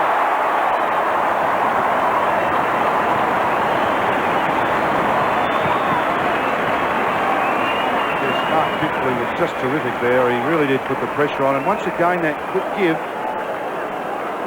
under pressure. I'd really like to see blokes hang on to the footy a bit longer sometimes. I mean, the give wasn't on, hasn't been on most of the night, and that kick has gone certainly 58 metres and 3 goals to Nick Pesh. Long time since he's kicked 3 goals in a game, but it's a long time since the Crows have kicked this many goals in this short space of time in a game as well. 10-4. They go at it again in the middle. McDermott hangs on to it. Ingerson can't get away. Delaney now for the Dockers. Twists and turns. Hines, Wills. A bit of a howdy-do still going on in the middle, but play goes on. Well, now it's stopped. And Ben Allen goes in. Force, he's on in the centre. This is a melee. Yes, more than 4 there, and one umpire. Well, the umpire just letting play go on. If they're going to sort it out, we'll play football. Waddell Johnson does exactly that as he kicks down to the 50, and O'Reilly kicks caught. Ball still free. Chalmers keeps it in play. Kicks back towards centre wing. McGovern is there. Couldn't take it cleanly. Anderson a chance so he can run straight through. Fit beautifully to get a boot to it. McLeod almost cleaned up. So to the weed, and he's going to take a free kick. Things hiding up here at Football Park. Listen to this crowd. Well, no question the crowd are asking. Not a bad question either. The Dockers don't like the weed at the moment. Well, he's pumped them up. Yes, you'd have to say that was fairly crude. Going to be kicking from outside 50, but if he gets onto one, look out. Away she sails with the breeze.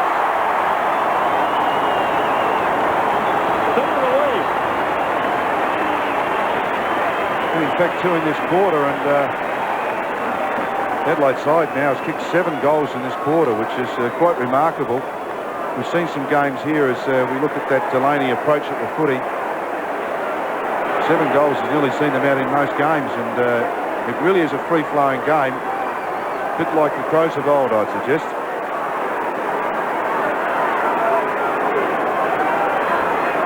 "17 goals already approaching half-time. Still 5 3/4 minutes to go, as you can see. Delaney throws it on the boot. It bounces down towards half forward. O'Reilly under pressure, went looking for Allen, just wide of the mark. Waters back to Delaney. He's at right half forward. He kicks it down towards full forward. Favoured is Ingerson. He's got a lot of courage there. Ingerson plays on. Haven't seen a lot of smart. He comes away with dash, goes towards the wing. Anderson will be outnumbered, but here comes McLeod. McLeod overran the ball. McManus worked him off it. This is Mann. I'll tell you what, the duel we've been denied tonight, Chisholm and McLeod would have been interesting. This is Norris with brilliance inside the 50. Ingerson again. Oh, great Stout defence. Off to Hart. Hart comes away, boots it back towards the wing. Wills, fingertips to it. Connell's got the run of it. He was the meat in the sandwich. It spills out. Anderson wants his left side. Stood up in the tackle. McDermott shows the ball to one defender. Now he gets it across to Anderson, who squares it. Jarman, this will be finesse. Jarman to the run of Beckley. Beckley saw him, peeled off from half-back, storms through the middle. Long kick inside the 50. Rashudo surely was held. No free kick. Parker in defence. They're going in pretty solidly. Parker comes away, bounces across the goal face, goes to the outer side, pinpoint accuracy, and the mark is held by Leach. Wiedemann and Madigan having a nice clash. Ball on centre wing with O'Reilly.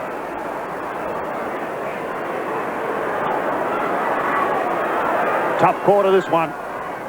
It's such an important game for both sides. Taken some very, very timely marks as Ingerson has done well. Coming into this lineup, of course, no Wren, then no Pittman. And the warning signs went up. Connell now pumps it long in towards the 50. Jarman had to beat a couple. Look out for McLeod at the front. Does beautifully well to Anderson. Has to get a kick quickly. It's high. It's towards Rashudo. It bounces over the top. Still in play. Pressure once again on the Dockers defence. And equal to it is McManus. But it's going to be wide. It's too wide. Tregenza goes around Wills from 55 metres. Once again, in towards full forward. This time the Dockers have the numbers. Peter Mann just floats across the pack and takes a timely mark. Goes to the outer side where Miller is lurking. McDermott gives chase, but Miller's away. Up over centre wing. Adelaide, this is the biggest margin they've had to date. 28 points with just 3 minutes remaining. Connell stands his ground. Delaney comes over the top. He's had a wonderful season. Has averaged just about 19 kicks a game. But has been a little quieter so far tonight. And that one was not so good. Madigan. Wide to the wing, and this time he finds Quentin Leach.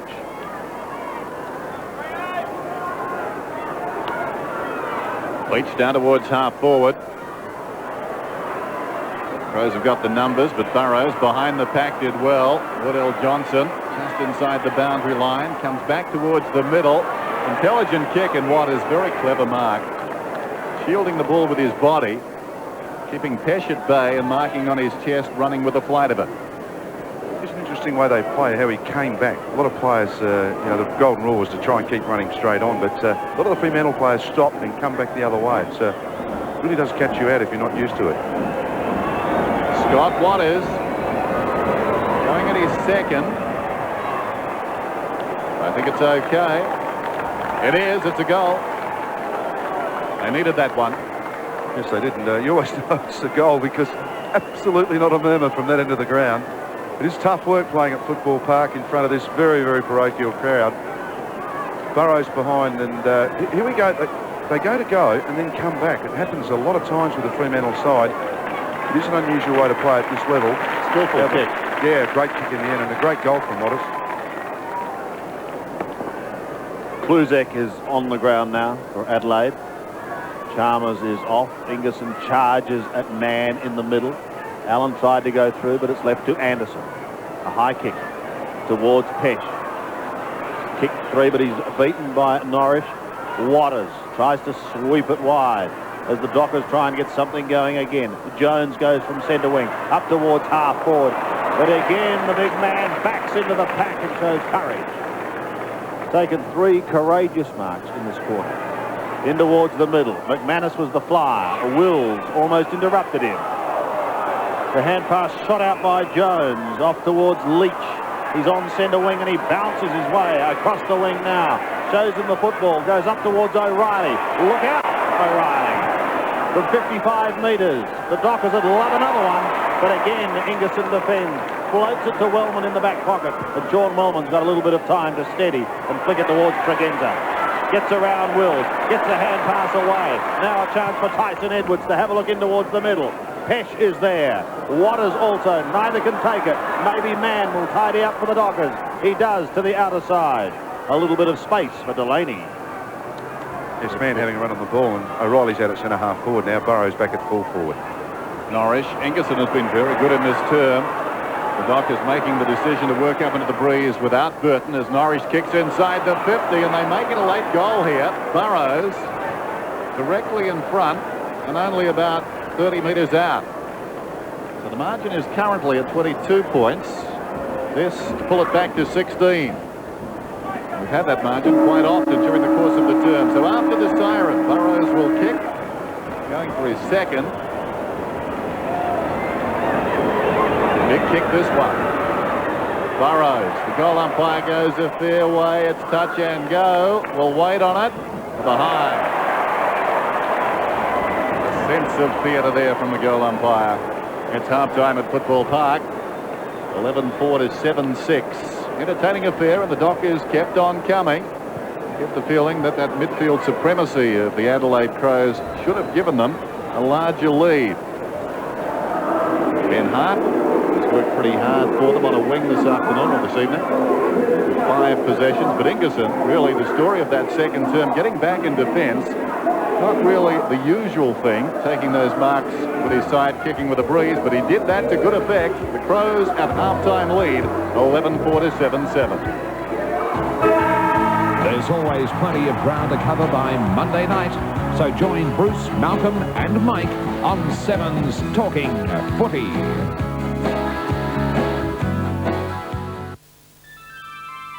Yes, it's only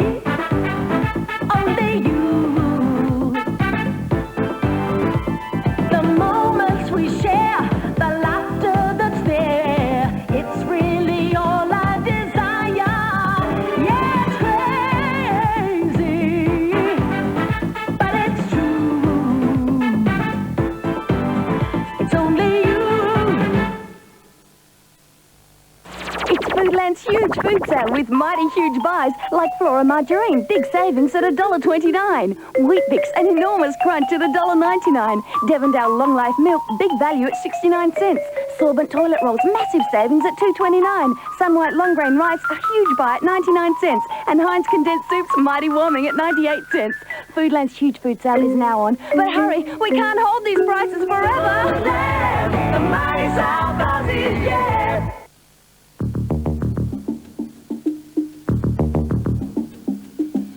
It's our first anniversary and we'd like you to share in our success.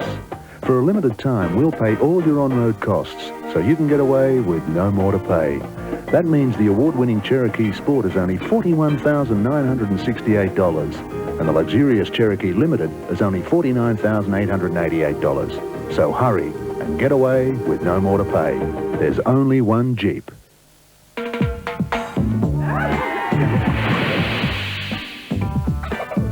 These days you can live it up in the sunshine without the damaging effects of UV radiation.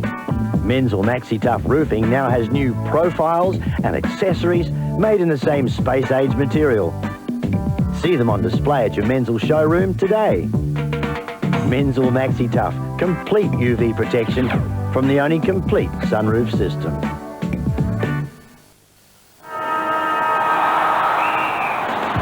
Oh yes, he's unmarked. He's kicked to the forward pocket by Jingo. It looks as if he's going for a full set of 47 footy faces. Oh, what a screamer! Yes, score a free AFL footy face collector disc under every specially marked jump of joke. It's in the air. Oh, what a killer! So going hard and mark a free footy face now. It's a company performance from Coca-Cola. We're talking big. Yeah. Very big. Yeah. Huge. Yeah. We're talking a 50% bigger, better burger than ever before with 50% more of that famous Hungry Jack's flame grilled beef. Gigantic. Yeah. We're talking the biggest bacon double cheeseburger deluxe ever. With more beef in every bite. 50% more beef and still only $2.95. Got the hungries for Hungry Jack. Sensational. Awesome. Yeah. This week on Home and Away. Angel, this is never going to work. An evening with friends Is he okay? No, he can't breathe. turns to a nightmare. Chucky! One too many boyfriends. Well, Selena and Nelson, aren't they hot order? But which one will go? You just got to trust me, okay? And Flathead's in for a surprise. The horoscope reckons that's me perfect match. Will Jack score a new girlfriend too? Oh, come on, just admit it, you like her. And what's happening at the diner? I've been watching you, Sheila's lately. Home and Away this week on Channel 7. Half time here at Football Park. If you may have just joined us on Saturday night football on 7, and the Crows showing the way, but the Dockers certainly well in it. 11-4-70. Jarman's booted 2, Pesh has 3, and Wiedemann a couple for the Crows. Fremantle are 7-7-49. Peter Miller has 2, so too does Scotty Waters, their main contributors, that being the Dockers. To the boundary line, well, he's spoiled tonight. He's got the hat, he's had the coffee and the scones that he's sponged off someone. Now, what about the Dockers? What are your thoughts on the way they used the big man, or lack of his use in the second quarter, Curls? Well, I guess Jared Nisha must have thought that the breeze, may have been a bit too strong for the big fella, but I think they have to bring him back on because Ingerson did take control in that quarter, not only his ruck work at the centre, but also his field play, particularly in defence. He was very strong back there. But it's pleasing to see the Crows forward set up at last staying a function. Rasciuto given a lot of room to move. He's coming out and hitting the ball very hard and giving off nicely. And the half forwards, of course, McLeod and young Pesh jumping in and scoring some goals. And Wiedemann injected a bit of life into the game. The Fremantle have got to find something this quarter. It's got to start in the centre. The Crows are getting out of the centre far too often and far too easy. And if Fremantle want to get back into the game, they've got to get some control on the centre square. Yes, it's going to be a very big quarter for the Dockers. But is it, Curl, just in closing, shades of the old Crows? That certainly is. The reflex give is back, and it's exciting to see. And when they play that type of footy, they're a very good side to watch. Thank you, Curls. So here we go. Second half at Football Park. 70 plays 49. The margin 21 points. Well, he's back and he wins the tap down towards Norris, who gets a kick to half forward taken by Waters. The Spider back on the ground. Waters' kick is long with the breeze down towards O'Reilly, and he doesn't let him down. It's an interesting move that Chalmers is off the ground, and now McCartney. Is that McCartney playing full back on O'Reilly? Yep. Interesting. I thought Chalmers had done a fair job on him late in that first quarter. Didn't get much of the ball in that second quarter, Stephen O'Reilly, but very important kick for Fremantle just to get him going at the start of this second half. Well, he's had 3 chances and has yet to kick a major. He stabs at that with great hesitation, and now has what, 4 behinds, Malcolm? Yes. He's such a marvellous kick too. I've seen him kick some very good goals. Not a lot of them, but he is usually a pretty straight kick. A lot of people in Fremantle are blaming you. Jamo to bring it back. Jamison from fullback. 11-4 plays 7-8. Must be all that running he's doing from fullback. He must be tired in the legs. There's the kick towards the outer side. Burton is up, knocked away by Smart. Norris, another possession, his 17th. He floats it inside the 50. Hart had to wait. This is Wills. Open goal beckons. In he goes. Gets it. Good start again by the Dockers, as they did in the opening term. Yes, they've got this enthusiasm within the team, haven't they? They've had a couple of buildings, but generally speaking, they've been in a lot of games, and there really is a persistence factor in this football team, and it is a very, very young side. And Andrew Wills, of course, has played in a couple of grand finals for Geelong, and can do that, running into open goals and finish them off. Actually, that's the balance for O'Reilly missing, you see. You should claim that.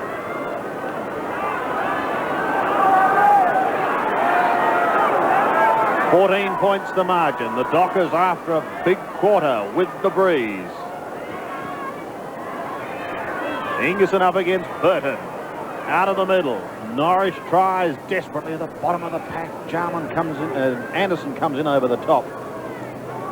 Jarman not too far away. It's a wonderful little sidestep then from the big fella. It took a long time for the ball to get from hand to boot, though. Here he goes again. Look at Jarman, like a bull. Puts his head down and says, I'm coming through. Interesting now, isn't it? Ingerson will not be able to jump against him for the rest of the night. And Chalmers on the bench just might have been the thing. Just give him a bit of a spell.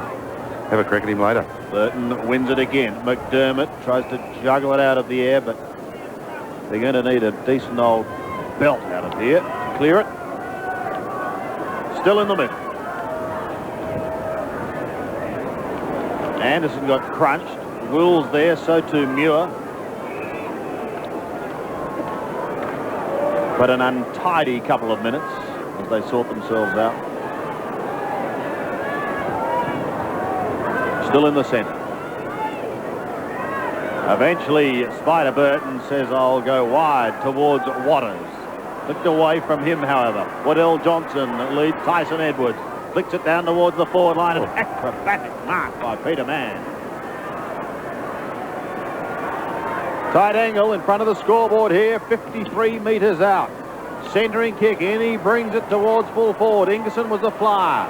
Got the effective spoil. Allen, a hurried kick, didn't travel a great distance. Going to be kept in play for Delaney. Tight angle, Delaney needs support. Gets it through Miller. Flicks it high in towards goal, but he's away to the right. And it sails through for one behind.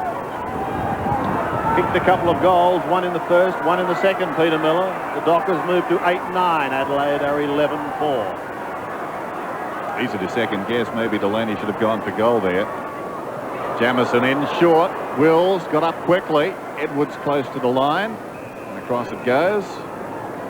Tyson Edwards, number 37. Made his debut against Footscray a couple of weeks back. Some smiling faces in the crowd as the Crows lead it. That's a Fremantle cap. Knocked down by Ingerson. Edwards quickly on the boot towards the outer side. Leach, tumbling mark.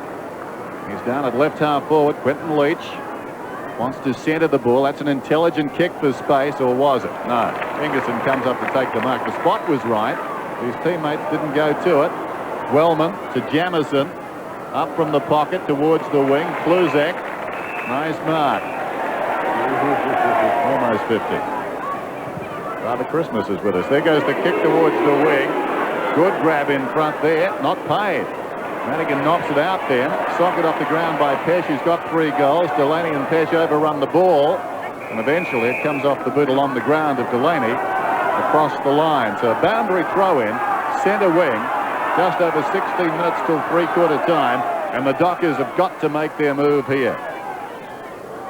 Ingerson again. Jarman couldn't take it. McDermott has the ball held. Hands it over to Brian Sheehan for a bounce on centre wing. Burton again with Ingerson. A roundhouse right by the Spider towards Miller, running through, can set something up here. Got Leach, look out! Rode the bump of Edwards, gets it across to his captain Allen from 46 metres. Ben Allen flicks it in towards goal, but he's away to the right, one behind. Clever football though. He knew Anderson was chasing. Very aware and decided to take him on. 8-10, plays 11-4. Jamieson towards Anderson. Finds him on the outer side. Big week for him next week if all goes well. He plays 150th.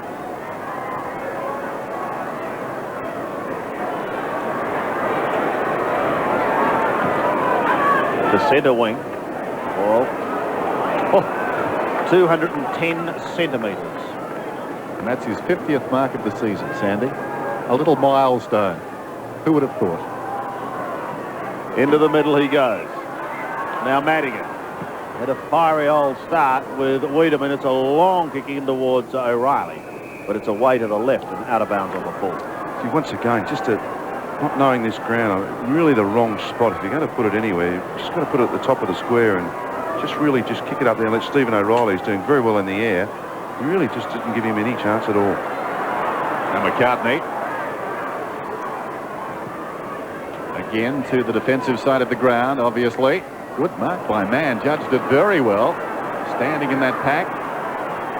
Leaving the ground ever so slightly. Back inside the 50 again. They keep on coming. It's fisted away down there by McCartney. It took a Docker bounce. Waddell Johnson feeds Delaney. Some hesitation. Waddell Johnson. He's normally a good kick at goal, but he won't get to kick it. Allen didn't have the ball. He's a bit lucky there. The Dockers certainly messed around a little. Needed Delaney, really, again, to go for goal. Although nothing is easy out there at the moment.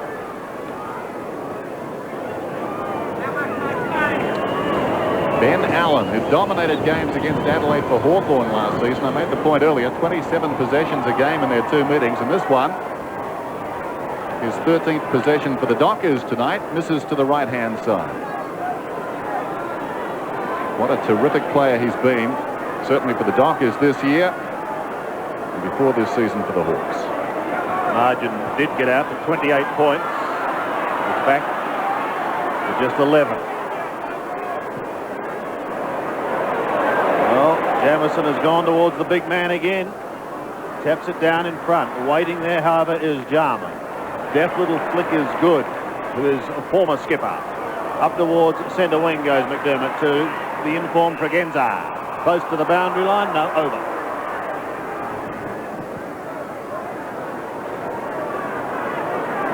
Adelaide haven't added to their half-time score.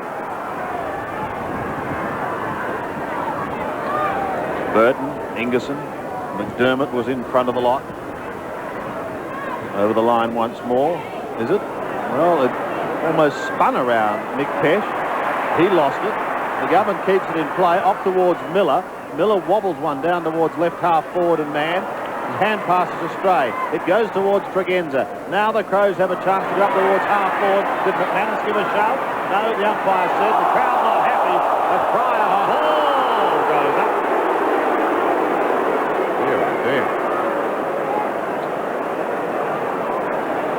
Yes, he really tried to avoid the tackle then, and that really was holding the ball. No doubt. Although the ball fell back into him, he tried to punch it, fell back in his position, he's still deemed to be in position.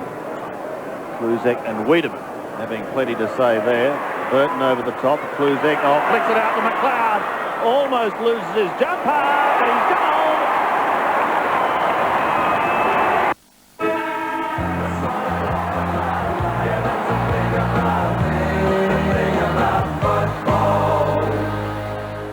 This RAA symbol has always represented the pinnacle in motor service standards. Earning RAA endorsement is the toughest test of all. One service group has set their sights on this ultimate goal, to offer nothing less than the highest standards, and so earn the right to display the RAA symbol at every one of its outlets. Not surprising, that group is Ultratune. There are 16 Ultratune service centres and they're all RAA approved. Ultratune, in tune with you and your car. Well, not this century. Oh, pull the other one. Not the body takeaway. How? I never win anything. Barley, Barley. Been there. Rowan Jarman's only stock take sale is open for a short time. So get in for fantastic shoe clearance prices. Over 10,000 pairs. Adidas sweats for just $29.99. Canterbury rugby tops at $59.99. Starter jackets at over 30% off. Famous brand cricket and tennis gear up to 40% off. Don't miss Rowan Jarman's only stock take sale. We'd rather clear it than count it. Can I persuade you to take a sandwich with you, sir? I'll get drive-through.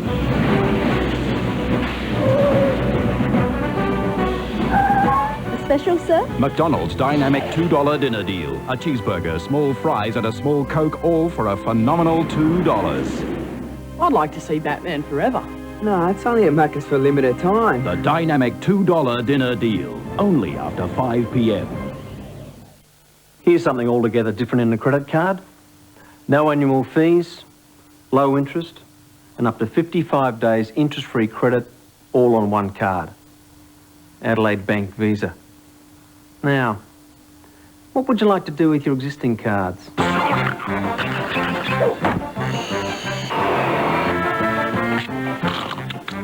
Adelaide Bank Visa. The international credit card from Adelaide's Bank. The star of the new Batman Forever, Val Kilmer. You make a great murderer. In the first-run blockbuster acclaimed by the critics. Come on, kill her. Men would die for a woman like her. It's the part I've been waiting for. That's what she's counting on. What's going on? Desperate passions. Joanne Wally Kilmer. This is costing me a lot of money. Lethal desires. Michael Madsen. Gun ain't loaded. I know what to do, Jack. Deadly twists after twists. Kill me. Kill Me Again premieres Sunday on 7. 17 points the margin. Burton slaps it down. This is Jarman. Lays it off. Tregenza kicks towards the opposite wing. Wiedemann chested the ball. It falls obligingly for Kluzek. Surrounded. Goes down towards half forward. Ill-directed kick. The Dockers lead in all directions to the ball. Parker was worked off it. Then the big man. Burton, well done. Put it over the top. Intended for Parker. He missed it. Jarman, good tackle. Got him down. That was Jones. Somehow Jarman released the ball. Kluzek to Hart. Hart about 70 metres from goal. Touch ball. McDermott's got problems. Confronted by Norrish. 55 metres out. Goes off a step. How will it bounce? Well, very high. McGovern tries to knock it away. Parker stays off the pack. Needs to attack it now. Falls on top of it. And the whistle as Rashuda fell on top of him. Was that the old Russell Ebert hand pass from Jarman, Malcolm? Yes, very much Russell Ebert handball on the ground. 17 points the margin. Just over 12 remaining. Nick Pesh caught.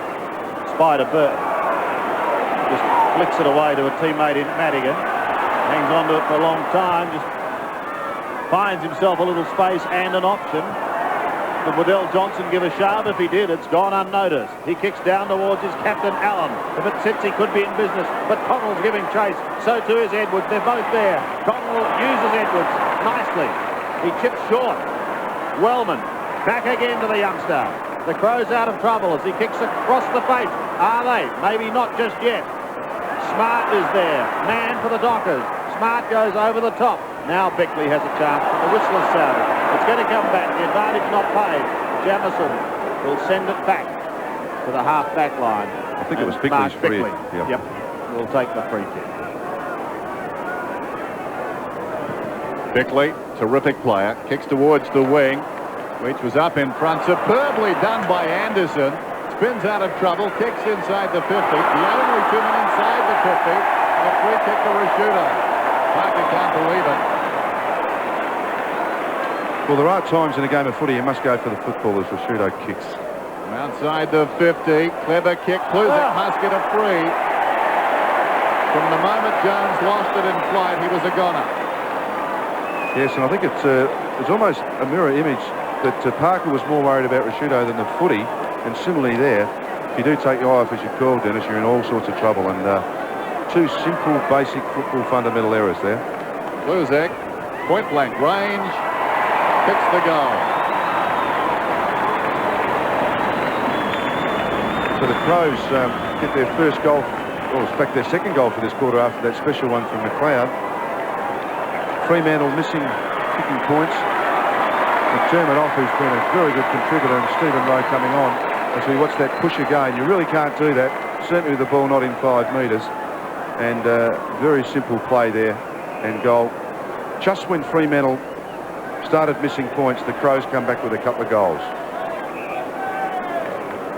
So Constable Kluzek gets his first. 13-4 plays 8-11. Stephen Rowe is on the ground, replacing Chris McDermott.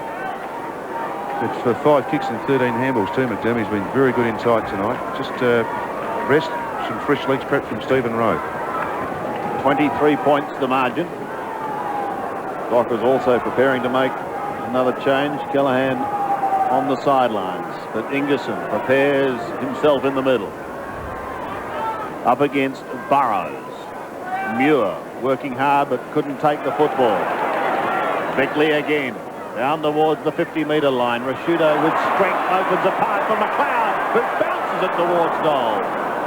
But it spins away from the major zone and one behind. 13-5 plays 8-11 with just on 10.5 minutes remaining in this vital third quarter. McGovern. 10.5 minutes till three-quarter time as the ball goes towards the outer side. Off hands, Anderson leads back in the race. Tackled by Leach, had it quite a while. This is Muir. Haven't seen a lot of him tonight. Rugged customer. stops, chips it out wide. Burrows now with Burton off the ground. Burrows up towards the wing. Takes on the man on the mark. Loves doing that. Gains about 15 metres. Kicks inside the 50. Who wants it? Loose ball behind. O'Reilly puts the head down as he got the foot speed. Well done, big fella. But then he left it behind. Jamison soccers away. And it bounces out of bounds in the pocket.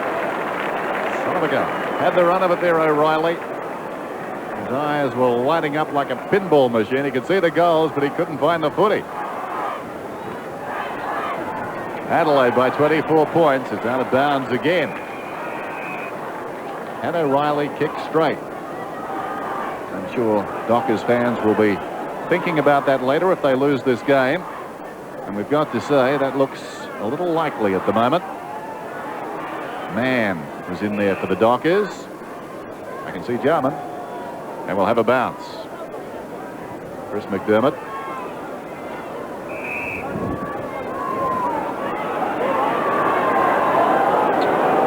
Blood rule, maybe, as Jarman is leaving the ground.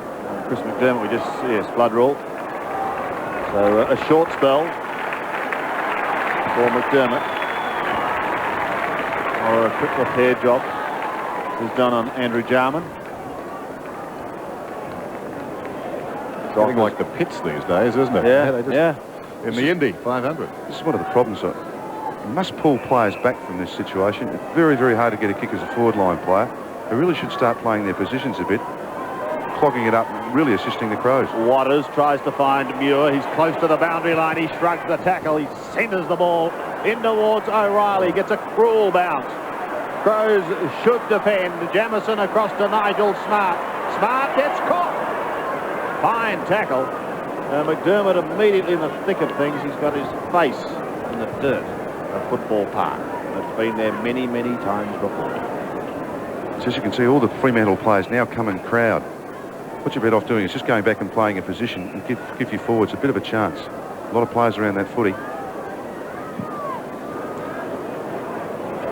Smashed in towards the middle. Sock it away towards Connell. Bickley is with him. Connell taken out. They go in hard. And feeling it was Craig Callahan. Stephen Rowe came crashing through, and much to the delight of this capacity crowd, has been given the football in the back pocket. Towards Ingerson he goes.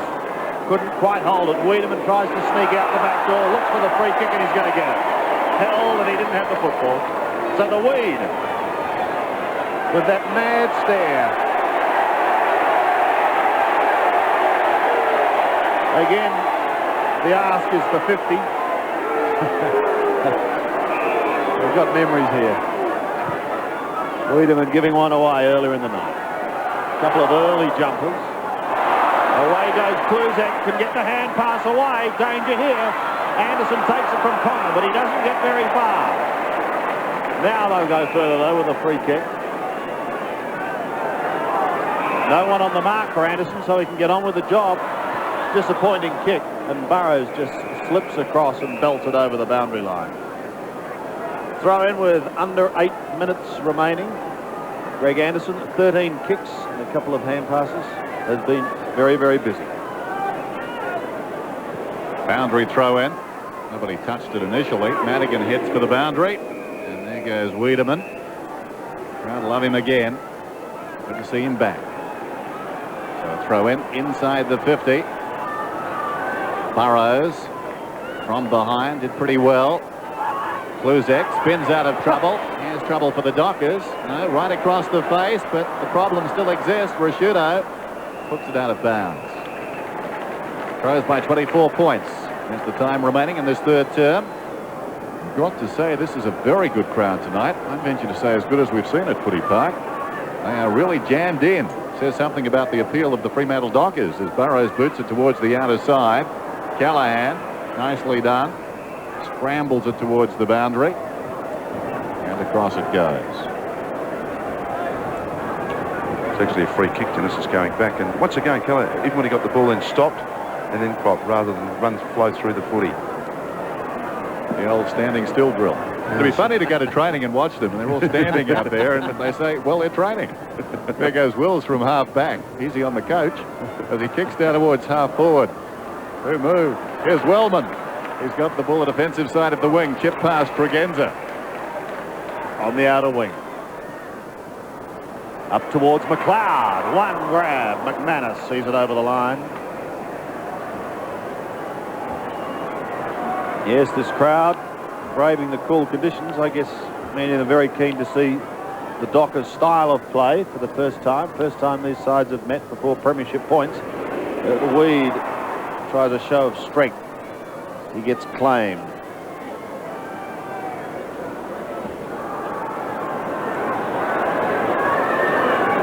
A bounce on 50. They led by 21 points at half-time. They're going into the breeze, but they have increased that margin. Not a good sign for the Dockers. It's interesting with that green Dockers jumper, isn't it? That as we watch them, the boys wind from the side. Just if they didn't have that anchor on the front, you couldn't see them for the grass sometimes, Dennis, with those cameras coming down on top of them. Not a good TV colour, is it, from an elevated position?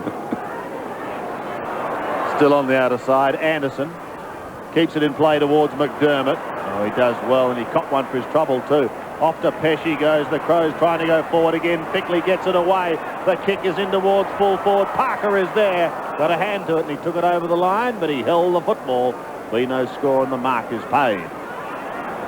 It's almost like the bloke that invented the golf tees green, the green coloured ones, isn't it? To Norwich. Thank you, Malcolm. Towards centre wing. Extraordinary. Leach. Still on centre wing.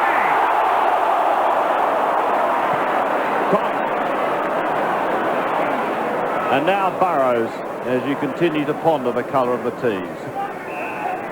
Well, if they fell for it, Bell, it'd be a great turnover. There's McManus, forward of half-back. Goes down towards half-forward. Man goes up, knocked away by Smart. Standing his ground in front was Wills. Wrestled to the ground is Man. And a bounce. Gee, important 5 minutes now, though, isn't it, for the Fremantle side? They really need to put some pressure on by the scoreboard ticking over with goals, and it's just not working for them at the moment. Margin 24 points. Waters, clean possession, nicely done. Comes away, feeds it wide. Callahan goes down inside the 50. In front O'Reilly, who's hanging on to who down there. Hart picks it up to Jamison on his own defensive 50. Skids it only as far as Callahan. Gives it back to Ben Allen.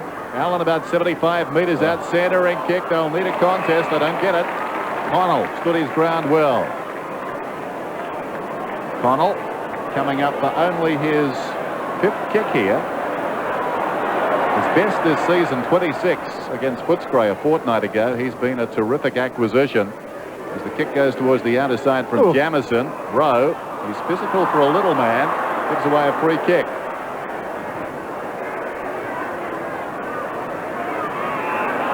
Callahan gives it to Waters. Just over 4 minutes remaining.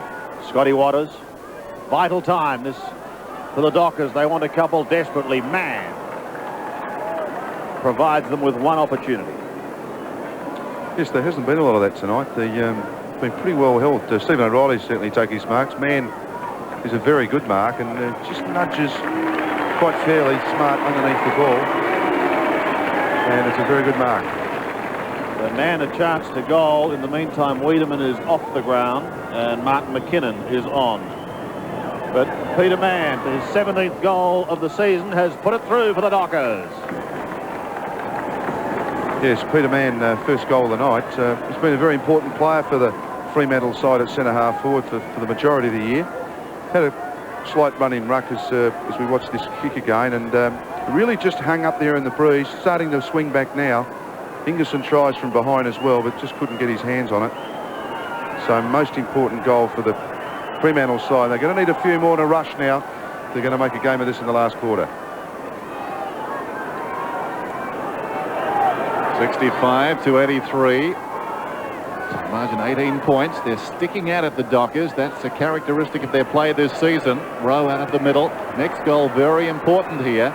McManus tries to work McLeod off the ball. McGovern tidies up behind.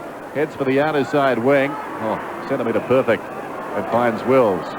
Oops. Wills comes back towards the middle. Pesh won't get there in time. Burrows has got it. Burrows. Now he can kick it a country mile. Having said that, of course, it's a country kick as he sends it out towards right half forward. Met on the half volley there by Connell. Picked it up brilliantly.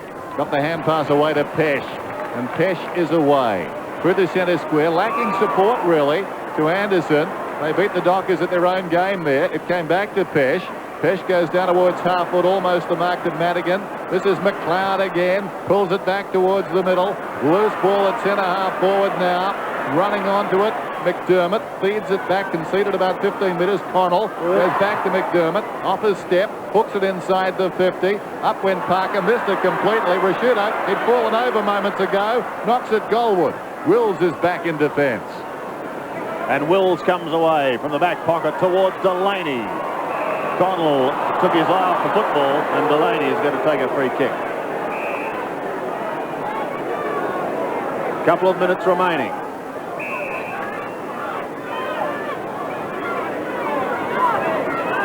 Tony Delaney from the half-back flank.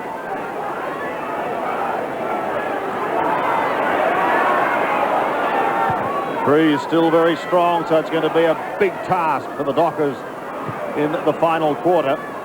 Callahan goes down towards O'Reilly territory. Was he held? The umpire's calling play on. O'Reilly tries to shovel it further forward towards the goal-scoring zone, but Jamison is there. Gets it away to Tyson Edwards. The youngster is cool in a crisis as he goes to the outer side. Miller late on the scene, and Rowe is taking the mark. Heads towards centre wing. Inside the last minute and a half. Edwards again. To the outer side. Tregenza and Wills. The latter ridden into the ground by McLeod. The ball goes over the line. Full house, Football Park, if you may have just joined us. 13-5, plays 9-11. Burrows doing the ruck work. An interesting hand pass, but he does get it away. But they need a goal in the last minute. Edwards, another timely mark. Very promising. Finds Nick Pesh. Pesh, half back. Short one, Connell, low down. Clock running down. We're down to 45 seconds now. Big pack at the pull of the ball. Leach did pretty well to find it on the ground. Lost it forward. Jones, well done. Callahan, can they get a late goal? They keep on coming. You've got to give them their due. They're most impressive, the Dockers. This is Miller.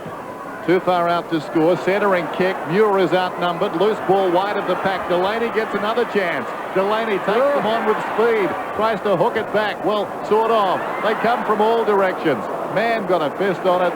It's out of bounds in the pocket. Yes, he really just needs a dose of poise, doesn't he? He really just unloads the ball a bit too quickly. He really got around it and could have bounced him right round.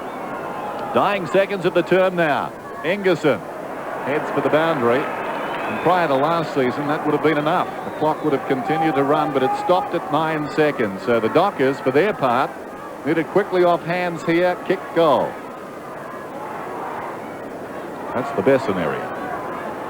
Man, aware of that. Tried to take clean possession. We're down to 3 seconds, and that will do it. As Rowe comes away. Was it holding the ball? No, there's the siren. Three-quarter time. Robert Shaw steps out on the football park, his side in front, and you would say with a huge advantage they'll finish on the breeze, but who knows? The Dockers, plenty of fighting qualities. Their first journey to Football Park, and they've been pretty impressive on occasions. The first term still hurting them. It's 13-5 to 9-11. So three-quarter time. Stephen O'Reilly yet to kick a goal, but he's had plenty of opportunities down there. And that has been one of the things that hasn't gone right for them. Anthony Ingerson, very good for the Crows. 13-5, plays 9-11. Across the country and around the globe, Sportsworld covers it all first, Sundays on 7.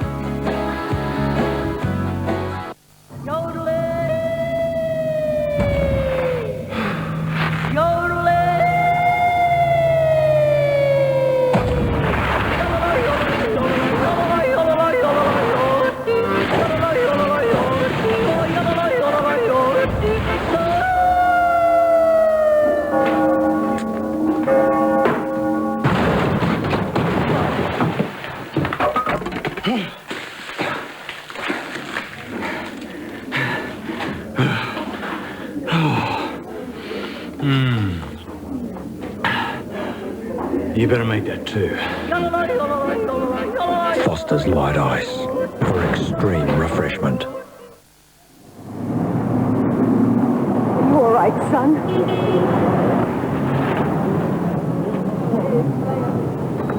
Your mum and dad okay? Yeah. I know they'll never forgive me. Kirsty? They change. Still in a coma. What happened in court? Lost my licence for 6 months. Fined me as well. Well, you've been ignoring speed limits ever since I've known you. Had to happen. Yeah, but we were late and But mate, you were doing a bit over 75 in a 60 zone. I know the road. I thought I could handle it. Can you handle what it's done to Kirsty?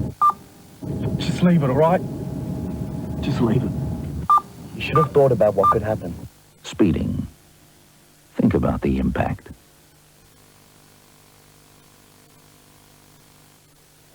Experience a feeling of safety like never before. Independent rear suspension for maximum contact with the road. The superior control of anti-lock braking. The first Australian car with the driver's and now passenger airbag. All standard. The new Holden Condor Acclaim. Still the safest Australian family car ever. There's nothing quite like a Holden. Give me my Makita back, Mac. Give me my Makita back, Mac. It drills, it saws. It's mine, not yours. Give me my Makita back, Mac. The Optus Guarantee. Regardless of the time of day, the place or country you call, whatever flexi plan or special offer, whether it's home or business, Optus now guarantees you'll pay less for long-distance calls across the total bill than with telecom, or we'll credit you with double the difference. The Optus Guarantee. Phone us and we'll give it to you in writing. When home is a prison, the experimental scheme aimed at breaking the crime cycle. You're restricted into the house, that's it. And Jeff Fennick, back in the ring, training the next generation of boxing champs. That's The Times, Sunday. For 30 years, Channel 7 has been broadcasting in South Australia, and to celebrate, we're assembling the most comprehensive look at our state ever produced. How local know-how is launching us towards a bright future. A major television event coming soon to 7. Jared Neesham talking to his Chargers at the three-quarter time break. The wave is circling Football Park, so the hometown seem pretty happy, Curls, at this stage of proceedings. Yes, I think they've got good reason to be too.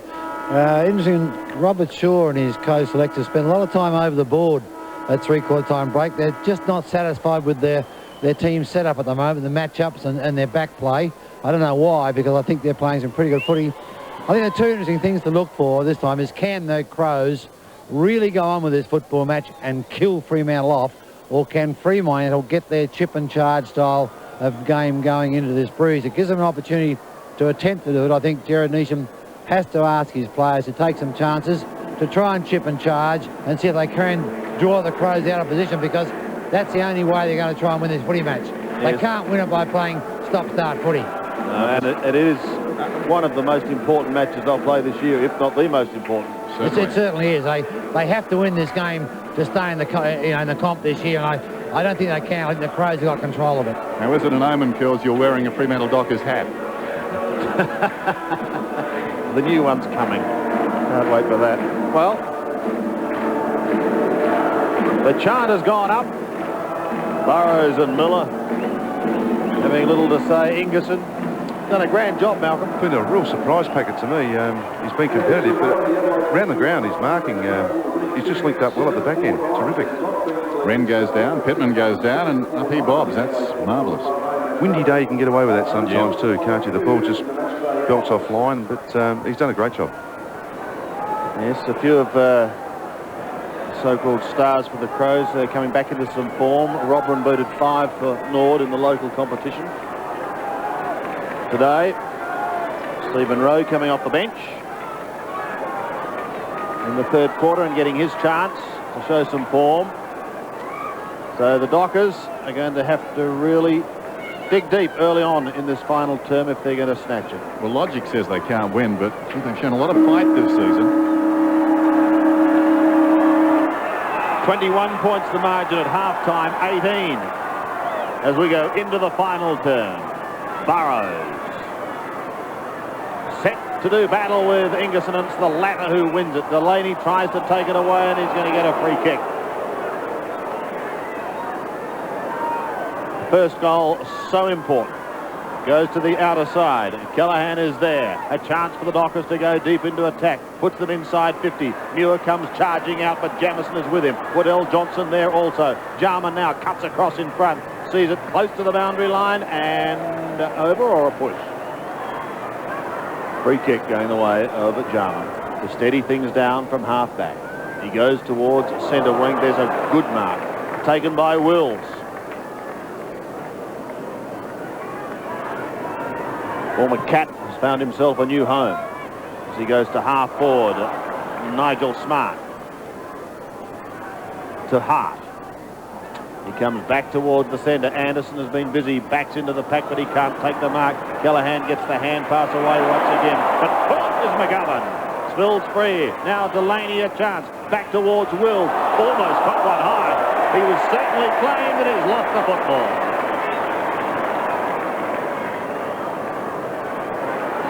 Nick Pesh takes the hand pass and guides the Crows down towards McCartney at half forward. Couldn't take it cleanly. McGovern falls over the football, then goes backwards. Has it held and will have a bounce in front of the scoreboard here at Football Park. Packed house tonight. 83 plays 65. Crows leading.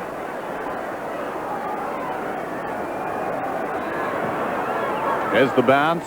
McCartney took a run at Madigan, who heads for the boundary line now. Norrish, who started so well, little chip pass effective. Miller comes away. Norrish, 19 possessions. Miller, another short one. Waters, they're working it up into the breeze. Scott Waters gets some height on this one, and as a result, it falls in short. McKinnon back on the ground. Play on. He juggled it, got it across eventually to Smart, who kicks back towards the attacking 50.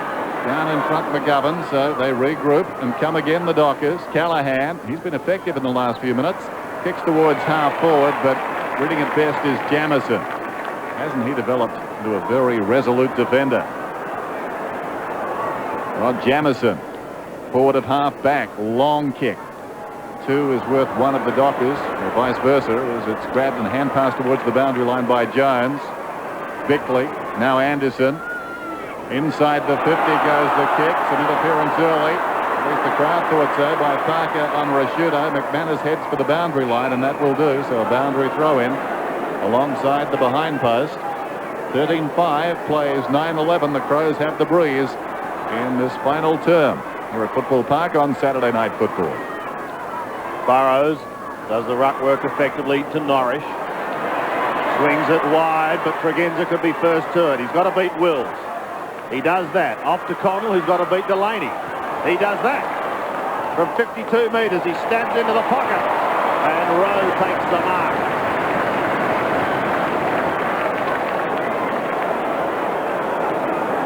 Stephen Rowe. 25 metres out. There's his ankle. Goes across the face. Right across.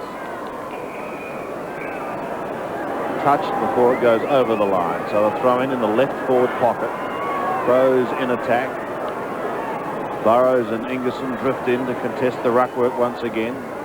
Burrows had front spot. Flies a tackle. They lock it up with Rowe at the bottom there with Quentin Leach.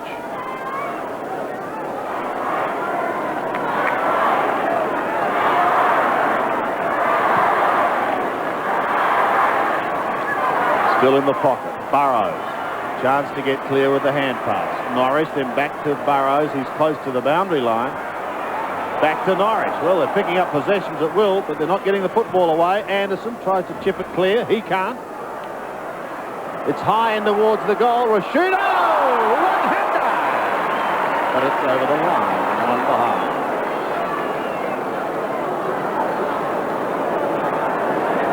Yes, it's great skill there from Prosciutto, but well over the line. The goal umpire in very good spot. Meantime, Callahan's got the ball from the kick in, told to play on. Puts it out wide. Is it a relayed free? Callahan is down, and he's slow to get up.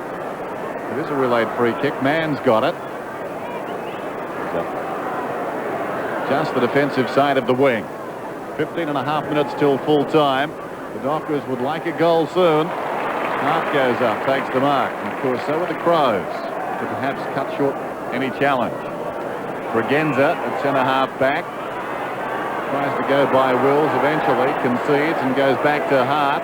Hart has a run, a couple of bounces across half-back. The kick bounces down towards the middle. Wellman feigns a hand pass and then gives it away. McGovern in turn. Straight back to the Crows. Edwards. Good grab. Squares the ball. Wellman, so they'll start again. Wellman almost run down. The kick not particularly good, but it finds a teammate. The advantage of playing in front. Connell kicks inside the 50. Up comes Prosciutto, gathers the half volley. He's tough to tackle, Prosciutto. And he's getting a free kick. It must have been high. I just watched all that build-up then. Sorry. They really do have trouble. Look at that, and it certainly was high, just marginally high. But the Fremantle side does have problems when blokes bounce the ball. The centre-half forward really is not in the game. It is a real problem that you don't know where to run to. That'd be very tough, wouldn't it? Yeah. Trying to make a lead up there. But doing the unorthodox is what they're all about. Here's Prosciutto inside the 50. Important kick. He misses to the right-hand side. It increases the lead, but still, the Dockers in this, albeit it's a tough contract from here. They're down by 20 points. Yes, just to follow up that point again, you tend to lead 3 or 4 times with players bouncing the ball and just dwelling with the ball. So you really do need a very, very good player at centre-half forward to wait and hold off with the lead. McGovern will get the word to bring it back into play. He does, and he goes towards Burrows on the outer side. Carney was there as well. Bickley waiting down in front. The ball's pushed down towards Pesh. An early scorer. Jones close to the boundary line. Goes towards the half-back line. McKinnon ridden into the ground. Edwards to tidy up from behind. Chip short to Rowe. Still outside 50. He gives a little ground to make a bit. Hart has a look down towards full forward. Over the top of Prosciutto. It bounces through.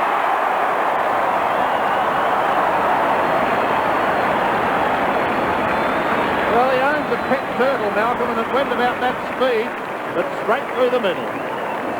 Yes, amazingly, the short kicking and the handball has been pretty average in the last 5 minutes, and it almost took this wobbly kick, would you believe, almost indicative of all the play that had been going on for some time.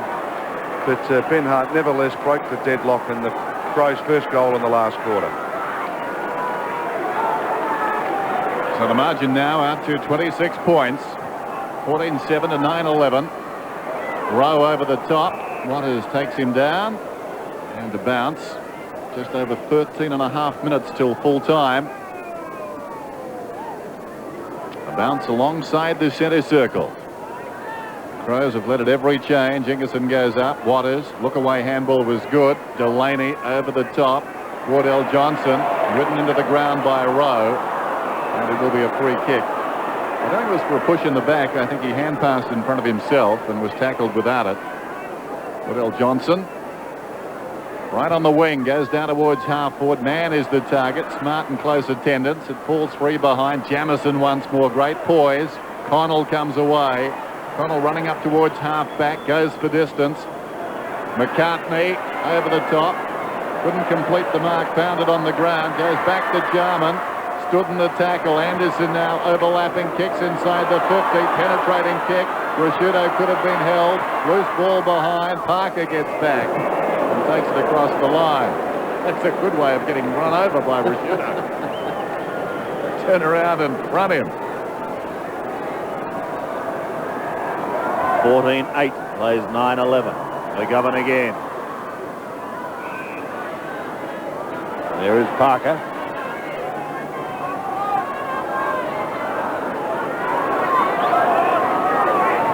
At half-back, continues to chip away. Greg Madigan. Had a fiery old time early on with the weed. Madigan drifts it towards centre wing. Burrows and Mann both blue. McLeod waits down in front. His hand pass slightly astray. Opens the door for Delaney, but Jarman's got him. Rowe gets a good one out. Now a chance for Tregenza. 52 metres out. In towards goal. And Nick Pesh sees it over the line. They come screaming back on him. 1 point. 14-9. Plays 9-11. 12 minutes remaining. Pretty significant, this Fremantle side lead the Crows in percentage, and the Crows would really be looking for some percentage to try and clear them. McGovern down to 12 minutes remaining now. 93 to 65. McGovern uses up all his time. Goes in short. It pitches awkwardly in front of Norris, but he controlled it pretty well and comes away aggressively. A second bounce carries him through half-back. McLeod's got him. That's interesting. McLeod was on the deck. Norris was standing up. Off his step, he kicked it, but his stride's going down towards his knees. Miller's tackled, and we'll have a bounce. Sensational chase, though, wasn't it? It certainly was. Watch it again.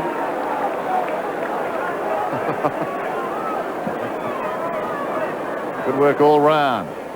Mann knocks it down. Delaney knocks it through. Allen in two minds. Eventually kicks it back to Wills. That was clever. Callahan's got the run of it. Leaves it for Jones now. Jones coming up from half-back. Good shepherding by Callahan. Buys some time for Jones around the outer side. He's about 60 metres out. Now they've got to get a goal here. Ingerson fisting down in front. O'Reilly back to goal. Goes wide. Muir right on the 50 now. Confronted by Jarman. Did nicely. Wardell Johnson. But the Crows are forcing them wide. Wardell Johnson pulls it back into the breeze.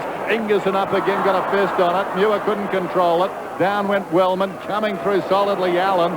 He was met solidly and turned by Rowe. And it will be a free kick to Allen. I can only assume held too long in the tackle. Hart pleads his case. Allen's got the ball.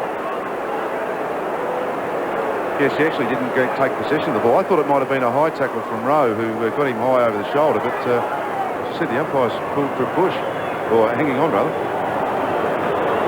Tough kick from the boundary line, but a most important one. O'Reilly almost took the mark. That's what they needed. Edwards and Smart coming over the top. Miller is there also. Mann for the Dockers too. And Wellman at the bottom of the pack. 10 minutes. They've got to make up 28 points to have a show. Rowe somehow gets out. O'Reilly close to the line and over. Yeah, very important here, position for ruckman as we watch the first gamer just about to come onto the ground, Kingsley Hunter. Really should set something up here, try and hit it back. I mean, just standing your ground and just pushing it forward really doesn't mean much to the other side at all.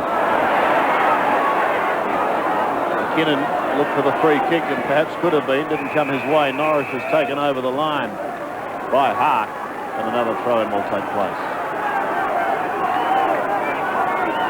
Well, they're down at the moment, Dockers, but by gee, they certainly do have a real go, and it's great to see. Tregenza trying to get away from Muir. He's hassled over the line. But a spot in the 8 at stake, it's so important. As Burton watches his teammates.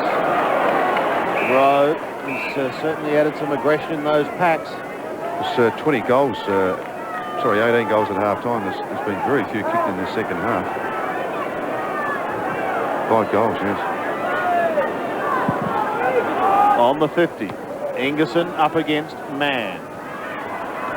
Smart taps it further forward to accommodate Greg Anderson. And to flick it on towards Simon Tregenza.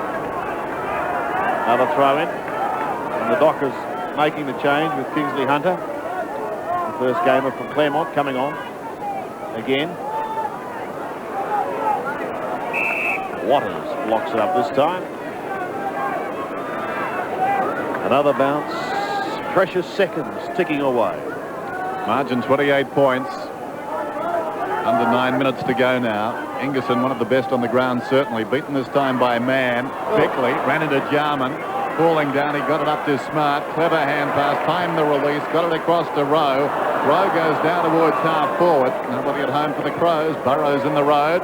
Goes out wide. McManus can take it and go. Nobody near him. McManus around the outer side, running down towards right half forward.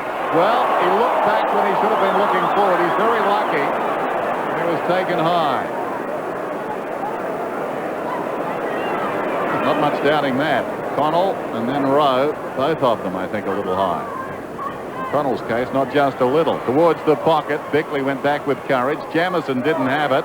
Socket out of there by Hunter, taken by Miller. Across the goal face, O'Reilly. Can he make something of this? Turns around and kicks it. They're still alive.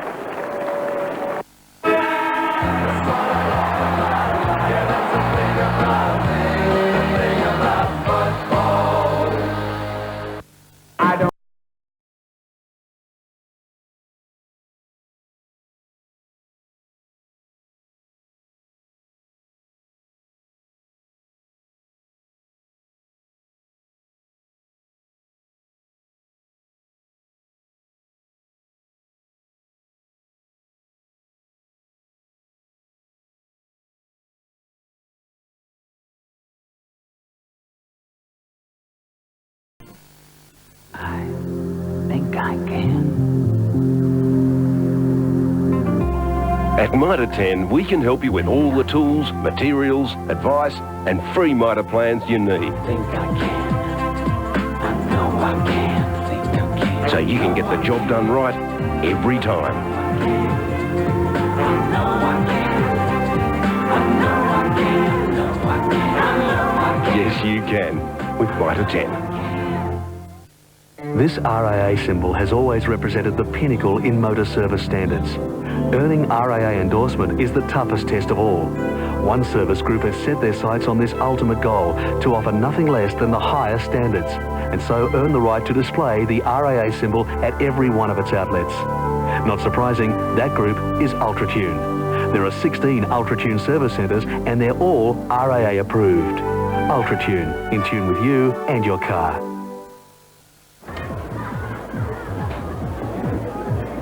You like a beer, mate? Yeah, 3 diamonds, thanks, Wendy.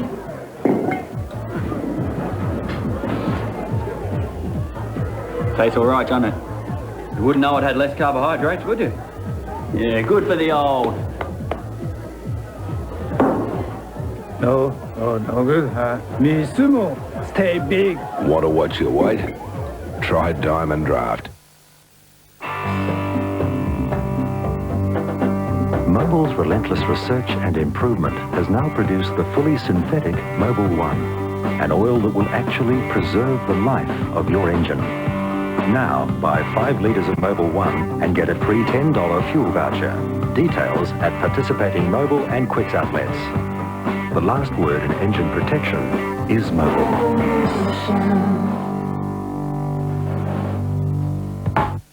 Next week, the search is on for South Australia's champion grandparents. They say to me, you do too much. What do you do? They cannot understand that I like it. And we'll be running a competition to find them. Our Aussie sporting stars are cashing in on their careers. All these endorsements aren't going to last forever, so while they do, you have to make the most of it. And South Australian kids being put to the test, but at what cost? What we want as parents is more help now. We don't need a test. Today, tonight, 6:30 weeknights. Just over 8 minutes remaining and the Dockers climb back. Is their time. Burrows does the ruck work. Norris takes it out of the middle and away they go again.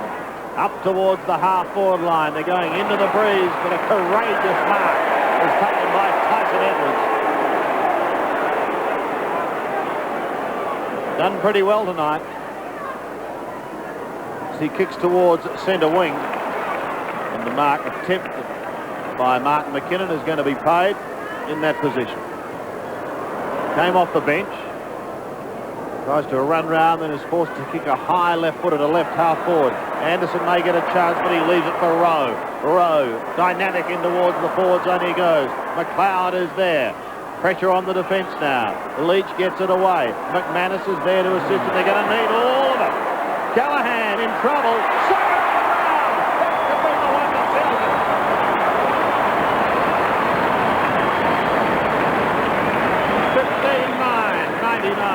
10-11, 71. Rashudo now has Malcolm 3. Yes, indeed.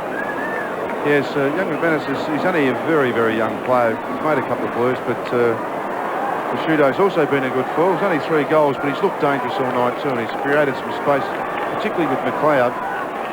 Probably the 2 most effective forwards on the night. Just over 7 minutes till full time then. 59, 10, 11. Bounce favours Burrows. Callahan.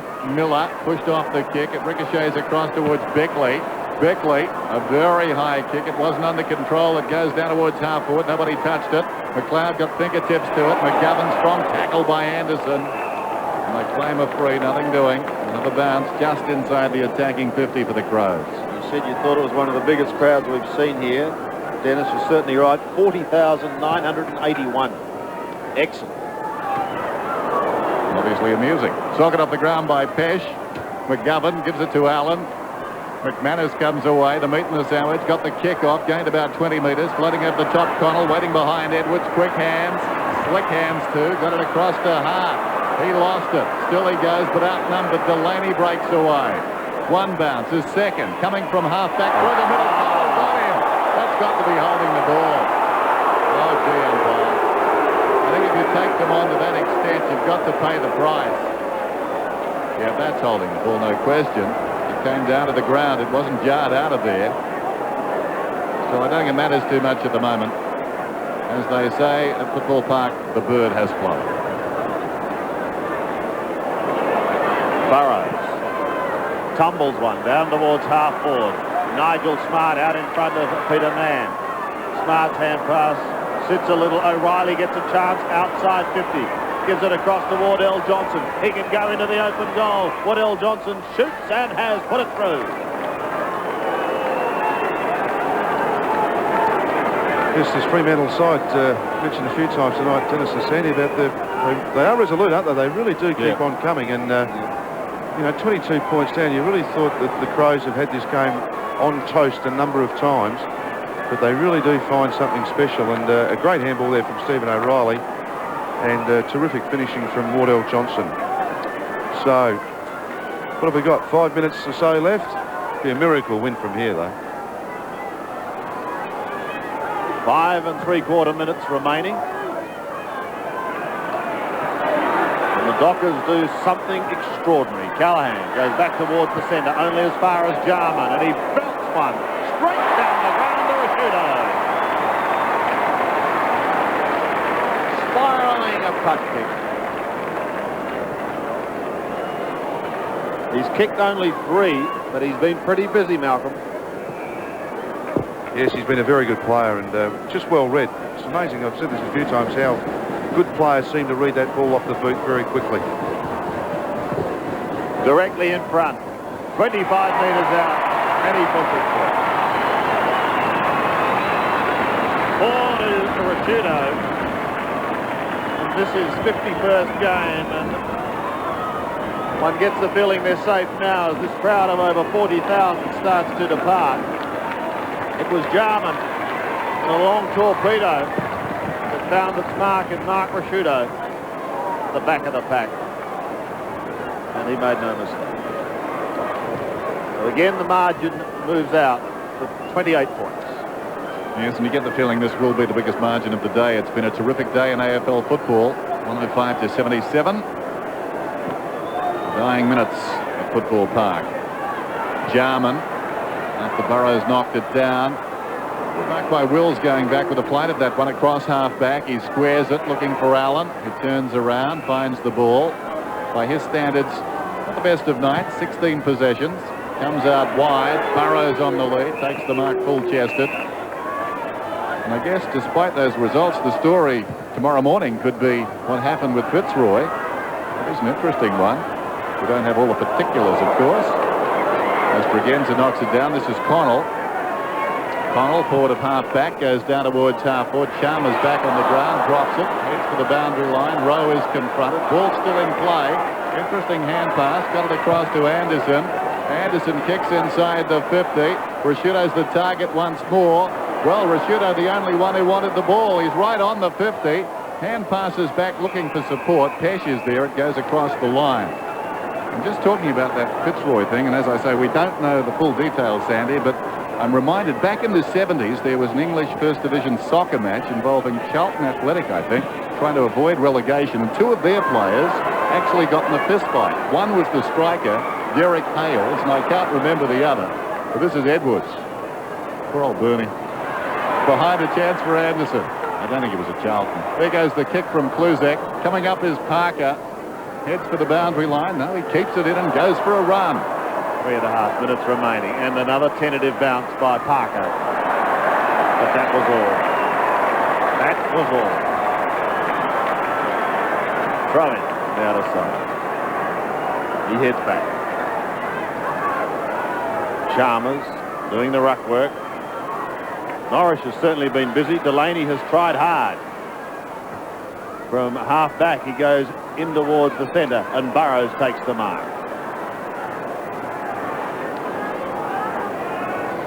Shared the ruck work with Spider Burton tonight. Goes wide to Scott Waters.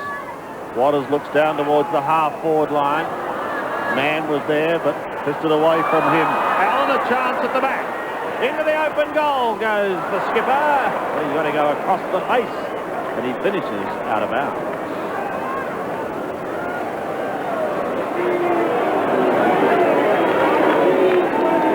Kicks for Ben Allen tonight. Oh, over the top. Goes Burrows is given away a free kick.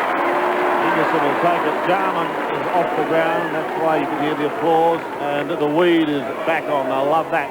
Just with a couple of minutes remaining. Wills marks on left half forward. 28 points the margin. Centering kick by Wills. It's effective. Finds Scotty Waters. Wants to go on with the job. Gives it to O'Reilly. And the big man shoots in towards goal and pops through his second. Both kicked in this quarter. So again, the Dockers hang on. They're 12-11, but they trail Adelaide 16-9. Yes, I would think as we watch this build-up here, really just in a nest of players there, and Scotty Waters seeing the opportunity. They really have fought it out, and it's a daunting task coming to Football Park for the first time. Very parochial crowd. I think although not going to win the game, they certainly have been terrific at it. So Fremantle down by 22 points. We've seen some very good sides get badly beaten on this ground. I think Fremantle, despite the fact, as Malcolm was saying, they're not going to get the points, have been pretty good tonight. They can take some heart from this hostile environment, and they've kept on coming. They will not go away. Bounce alongside the centre circle. Just over 2 minutes till full time. McCartney waiting to come back on. Probably wouldn't relish that as Chalmers knocks it down. Anderson, that's been symptomatic of his play tonight, that hurried kick out of the congestion. Wills, he's done okay since he came onto the ground in the second term. Comes across to McGovern. McGovern still in his own defensive area. Swings it out wide, and the mark will be held by McManus. Give them their due. The Dockers are superbly fit. They really did work long and hard over the summer. Not that all teams don't, but I think Jared Neesham wanted to be up early. They may, in fact, taper off as the season goes on, but they felt it very important to get a good start. As McManus, forward of the wing, kicks inside the 50. Fall short of O'Reilly, but winning it best off the boot was the little man Miller. Ingerson comes off the ground. McCartney is on as the Dockers attack once more. Callahan couldn't quite control it. Falls over. Brilliantly done. Got it to Waters. Deserved the goal. He's missed. They're behind. Tired boys. 16-9, 12-12. Waters, 21 possessions.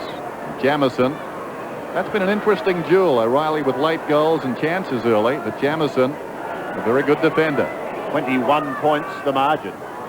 Flicked out the back. Through the hands of Leach for the moment. Anderson running through the middle. Wobbles one down towards the Crows' 50-metre line. Jones gives chase. He could be first to the football. Under pressure, gets a handball away. Parker there to the assist. Runs out of room as the ball drifts over the line. Ingerson has a spell with Jarman on the bench, but a very, very good performance by him coming in to replace the injured Pittman. McCartney doing the ruck work for Wiedemann. Was he taken high? Yes. So the Weed gives it off to Stephen Rowe. Goes into half forward. Rashido forced to use the one hand. Comes out the back door towards McManus, who finds his captain. Inside the last 30. That's how they do it. Mark Bickley sees it over the line. The SSD standing still. 105 plays 84. Norrish gets caught by a McCartney tackle and has been pinged. Makes you think about that one when they bounced through the middle there and he got caught from behind. Yeah, that wasn't holding the ball, isn't it? McCartney claps the kick. It doesn't matter. He doesn't have to. It's all over. The Crows are home. This one would need wings. 65 metres out. Wanted a talk. Didn't get it. And the eventual margin is 21 points. It was 21 points the margin at half-time. They got back to within 18 at three-quarter time. Mark Rashido coming off the ground now, finished with 4 goals. 2 of those coming in the final quarter. Crows victorious, but the Dockers certainly very, very gallant in defeat. Really battled it out and made it a grand contest here at Football Park tonight in front of almost 41,000 fans. Greg Anderson, busy as usual, picking up a ton of possessions. 19 kicks, 4 hand passes. In fact, he's down there on the ground now with the man in the funny hat. Curls? Thank you, Sandy. Well, Greg, that wasn't a good finish, but it was a good start to the game and a good consistent effort midway through. That's right. I think we started very well the first half. But it was just a very tough, pressure game towards the second half. And it was their credit. They really, scratched their way. So not back into the game, but certainly gave us a lot better fight in the second half. And yourself, with your own form, struggled a little bit through the season, but 2 good games in a row. Yeah, just start of the year, had a few injuries, and just try to shake it off. And certainly no excuse. You do finally you find a bit of run, and your legs feel pretty good, and you can sort of attack the ball 100%. Now you're with the Crows in '93, and they've had a good year. Do you feel that the side is just about to that standard now? Well, I think so. I mean, again in '93 we're a little bit inconsistent. Winning some big games, losing some games we should win, etc. And the first half certainly showed, followed that pattern again. And we'll look forward to this the second half and be a bit more consistent. And I think we'll be better side than '93. Well played, son. Enjoy yourself. Back to you, Sandy. Yes, thank you, Curls. The Crows theme song ringing through Football Park. They're successful by 21 points. The final scoreline here tonight. Adelaide 16-9, 105. They booted 3 goals, 4 in the final quarter. Fremantle booted 3-1 in the final term. They finished 12-12, 84. Can the Roos get the jump on Brisbane?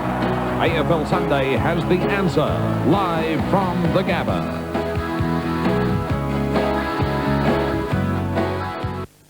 Believe it or not, Golden Grove, Australia's fastest growing development, is 10 years old. And no, there won't be any fireworks or sausage sizzles. What there is a $5,000 anniversary discount for you. $5,000 off villa and traditional blocks, $5,000 off land purchased before June 30th. The Golden Grove $5,000 10th anniversary offer ends June 30th. Call into the Golden Grove Sales and Information Centre and let the $5,000 speak for itself. Telstra Mobile Net has slashed mobile deals by hundreds. Connect or switch by June 26 and you could also win one of 8 BMWs with fuel injection. For great deals and great wheels, see your approved Telstra Mobile Net dealer now. $2,000 free carpet offer. Quality builder Rossdale Homes and McLean Sons will provide free Polytron carpet to the value of $2,000 for the first 50 homes purchased. Look, beetroot, cordial, shoe polish, red wine and coffee, all easily removed. Polytron, the laboratory tested stain-free carpet. If you want to clean up a great deal, drop into any Rossdale display village and take advantage of their limited $2,000 free carpet offer. McLean's, Glen Osmond Road, Coghlan Street Bulk Store. 21 points the margin at half-time, 21 points the final margin here at Football Park tonight. Adelaide 16-9-105, Fremantle 12-12-84. The 1995 AFL Premiership season. Brought to you by Mitsubishi Motors Australia, Qantas, McDonald's, Mobil, Carlton Draft and National Australia Bank. And I suppose, Malcolm, if we go back to the start of the game, really it was that first quarter, wasn't it? Dockers won what was really a very, very important toss, kicking with the aid of a 4 or 5 goal breeze, and they were outscored in that first quarter. Yeah, they kicked points, and Stephen O'Reilly actually missed some set shots, which really just put them under a bit of pressure. But actually, I quite enjoyed the Crows running again.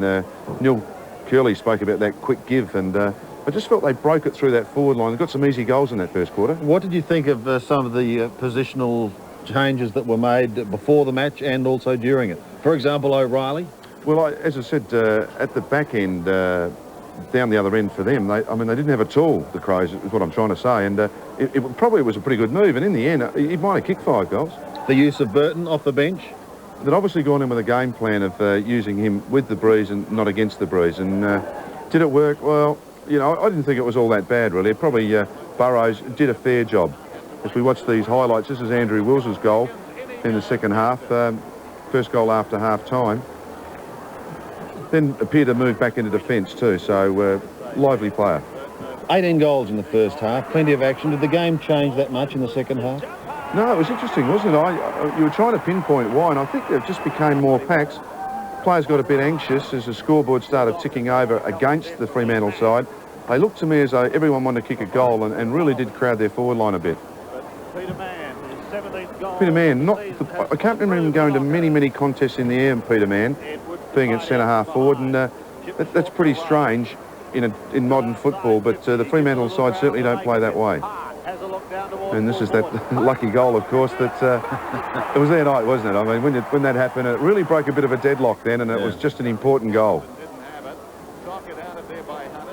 Miller just handy, probably didn't get enough possessions being on the ball, and Stephen O'Reilly's first goal in that last quarter. They just kept on coming. You've got to admire them, don't you? They've only had a couple of ordinary games, and the rest of them have been very competitive. Yep, no question of that. And this is just blue. They will make some blues like this. They are a young side, and Prosciutto, 4 goals, look lively, handy up forward. Yes, if there was going to be any doubt, probably that really was the sealer with Prosciutto getting a couple in that final term. Yes, and once again, another late goal. Stephen O'Reilly here setting up for Wardell Johnson, and what's the word? Irresistible or irrepressible? I can't think of the word, Sandy. It's on the tip of the tongue. Much they are. I mean, they're irrepressible. They just keep on coming. But if you like them that much, I guess they are irresistible, Malcolm. Well, they do. They have added something, and this is only my second time I've seen them, and I've really just been trying to get a beat on what they're doing, but, I mean, they really do that, hold the ball and run off. Interesting, 108 handballs for the Crows is a significant stat. They haven't been getting that high consistently. For the marks. Yes, for the Dockers. That's that chip. I mean, they tend to go short. Very frustrating way to play against an opposition side when they keep kicking at 10 metres. Free kicks, the crowd roar factor they talk about, 24 free kicks. Tackles pretty consistent. Centre hit-outs, the Dockers you would expect, although I thought Ingerson did very well around the ground, and the centre breaks, the Crows got on top in that. Now, I know you're doing the votes for our Sports World Player of the Year, but really it was a sort of game tonight where it wasn't easy voting, was it? No, actually, I find this the hardest part, and Greg Anderson, it was a different type of game from Greg Anderson. I thought he worked underneath the packs. Dennis called once in the commentary about he got a lot of those kicks underneath, and I thought he got him going particularly early. Ingerson's second quarter probably stopped what may have been danger times, and not that he got a lot of tap-outs, but I thought around the ground he made himself available, and Norwich had one quiet quarter, but for 3 out of the 4 was probably Fremantle's best player. Yes, Greg Anderson looked as though he was back in form. That's good news for the Crows. We'll take a break more shortly from Football Park. 7 Sport multiplies the football action with another Sunday doubleheader. North Melbourne and the Bears, Sydney and the Eagles.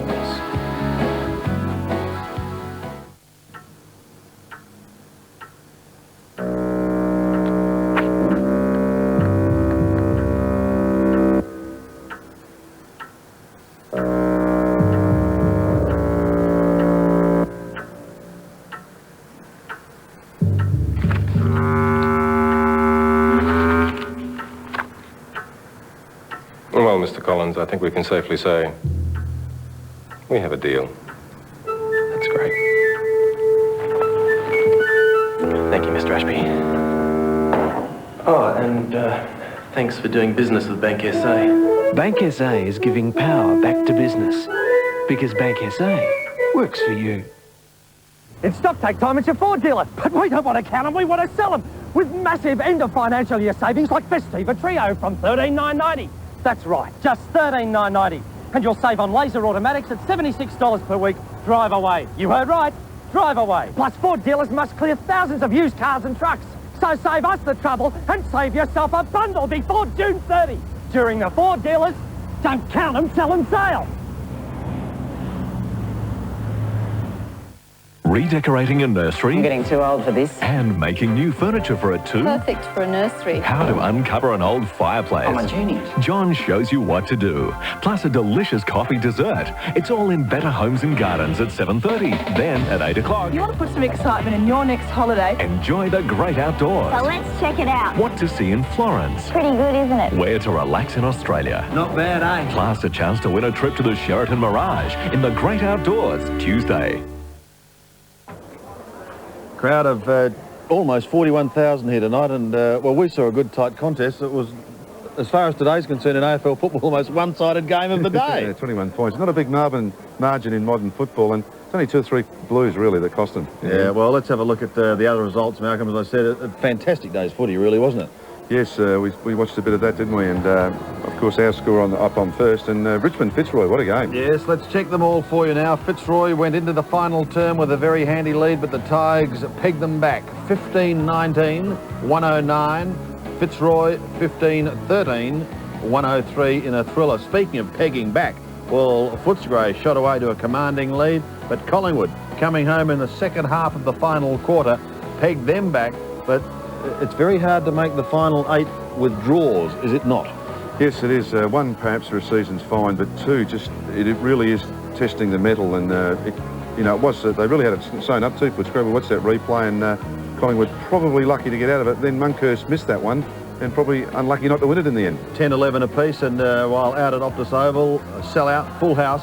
Carlton 16-16, 112. Two of the 3 form sides, at least of the competition. I guess we could probably say 4 as well with Essendon in there. Geelong 15-19, 109. Well, as you know, the Cats have found it hard to win at Optus Oval. Why is it? I mean, they've lost to lowly sides there as well. Yes, I don't know. I think the more important stat there is probably that Carlton haven't been beaten there since towards the end of '93, which is a remarkable record, and they are just a very difficult side to beat there. But a very, very good performance by Geelong. I know they'd be disappointed, but it must have been some sort of game. Yes, it certainly must have been. Gary Ablett booted 4, and he has moved to 71, still retaining that massive lead as far as the goal kicking is concerned, with Severio Rocker also contributing 4 today, his nearest rival, but some 25 behind. Now, of course, a number of players are out injured, and a number are still to perform if they are to close the gap this weekend. The only others scoring so far this weekend, as our leaders are concerned, are Carlton skipper Steve Kernahan against the Cats today.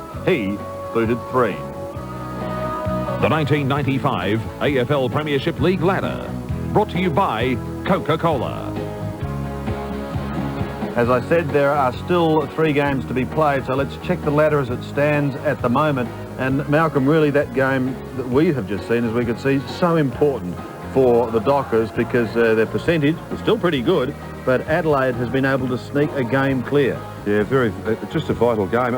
I mean, those top 6, you know, if you're really looking at the ladder in the form of the year, the top 6 I think are outstanding and probably represent the best value to win the flag.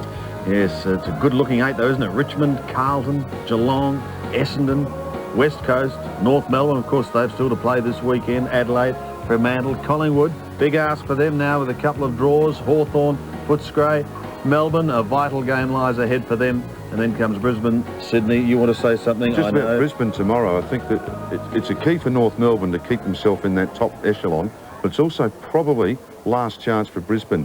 So I'd expect a pretty big game at the Gabba tomorrow. Any chance of us taking a break now? Yes, there is. Thank you very much. More shortly.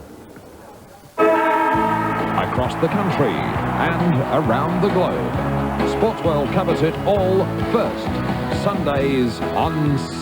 Broke broke my windscreen. Broke my windscreen. Woe is me, what shall I do? Simply phone us, Instant Windscreens. Instant Windscreens fit windscreens, side and rear glass to all types of vehicles. Install van windows and even apply window tinting for cooler driving.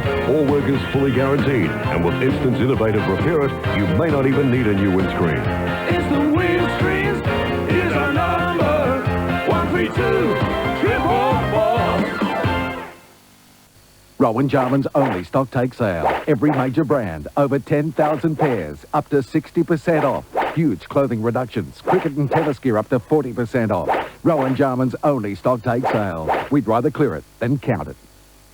Detective John McLean is back home with a reluctant partner. You don't like me because I'm white. I don't like you because you're going to get me killed. A splitting headache. Any aspirins? And a killer deadline. Bruce Willis Die Hard with a vengeance. Here we go, Henry Rose. Here we go, Henry Rose, here we go. Give 'em hot, fair and square, give 'em hell. We're flying high in the AFL. Here we go, Henry Rose. In the long run, the Toyota Advantage. We'll go Adelaide with a flag. Now here we go, Henry Rose on the rampage. Here we go, what a feeling. Toyota.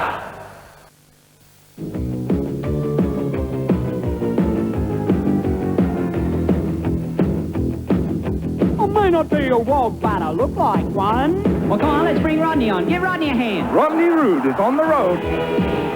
The people in Queensland, they like me a lot, but the Queensland police, they hunt me like a run. Rodney run, Rodney run, run, run. Don't miss Rodney Rood live. A very, very funny man with a very funny show. A real legend.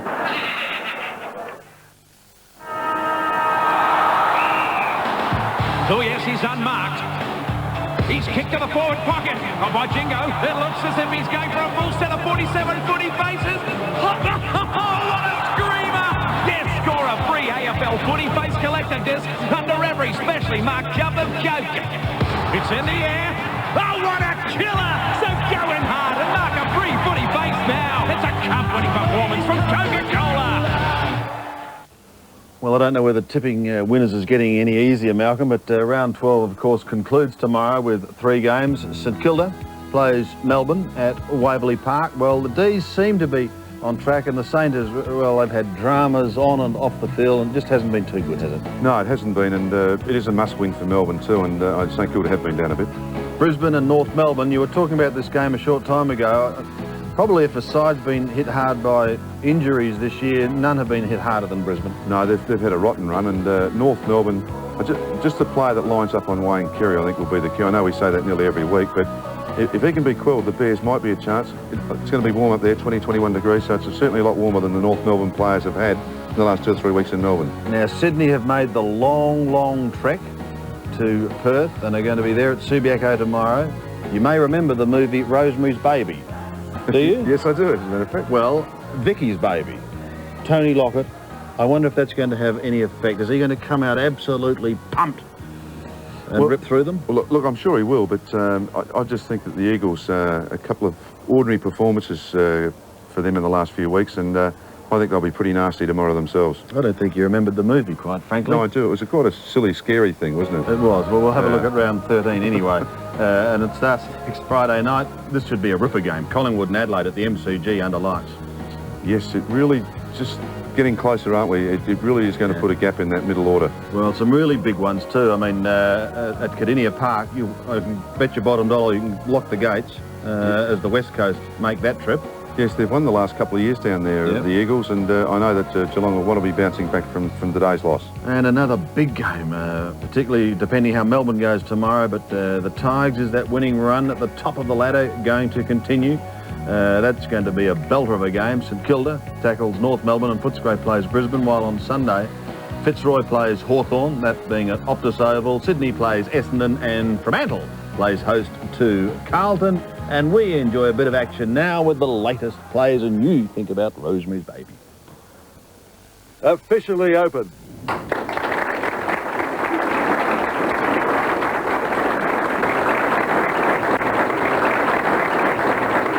Thanks, Paul. Glad you could make it, yes. Well, who would have thought that the old warhorse of Sevens footy coverage, Plays of the Month, would have notched up 50 episodes? Well, it has.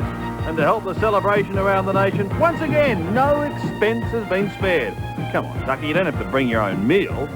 Since episode 1, way back in April of 1988, Plays has featured some 1,500 items for a total duration of 1 hour and 54 minutes. And the most featured? Justin Madden and, you guessed it, Mr. Charisma, Don Scott. And believe it or not, only one official reprimand.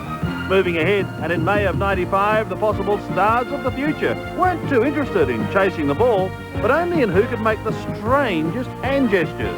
And as for Bob, the cat mascot, no guessing for what he was doing to the sacred Hawk scarf. Yes, the Hawks have had a pretty tough time of it lately, and for Jason Taylor, this just topped off a month he'd like to forget. While Sydney coach Ron Barassi isn't likely to forget his victorious embrace with Mike Willisey. The result? A pair of smashed specs. Perhaps Sean Hart needs specs after running full tilt into his own teammate, Gilbert McAdam. Thanks, Sean. Nice one. And no, we're not seeing things, but somehow, sir, I think we shall pass on that offer. However, Wayne Campbell came perilously close to planting one on Jack Daniels, if you don't mind. And what would a Plays be without featuring the umpies? Well, number 33, this is your month, because somehow you've managed to twice bounce the ball into Jimmy Stein.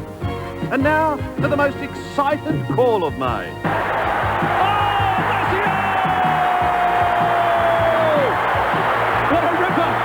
Ah, good on you, Pete, and what a ripper of a way to finish our special golden anniversary of Plays, and who knows, come episode 100, it might just be a 2001 Plays Odyssey. Yes, the mind really does boggle, doesn't it? One interesting point coming out of tonight's game, I'm quite sure that all of Carlton would have a copy of the tape. They've got Fremantle coming up next week, and that should be very, very interesting. Yeah, as I said, I've only seen them twice now live, and I mean, they do play differently, and they do stand off, back off a bit, chip the footy. So it's going to be interesting. I think David Park and everyone at Carlton will really be having a look at them this week. That's a huge clash now at CBACO and a big crowd, I'd suggest, with Carlton. Should be a ripper. Of course, Carlton successful today against the Cats. The Adelaide Crows successful here at Football Park tonight by 21 points.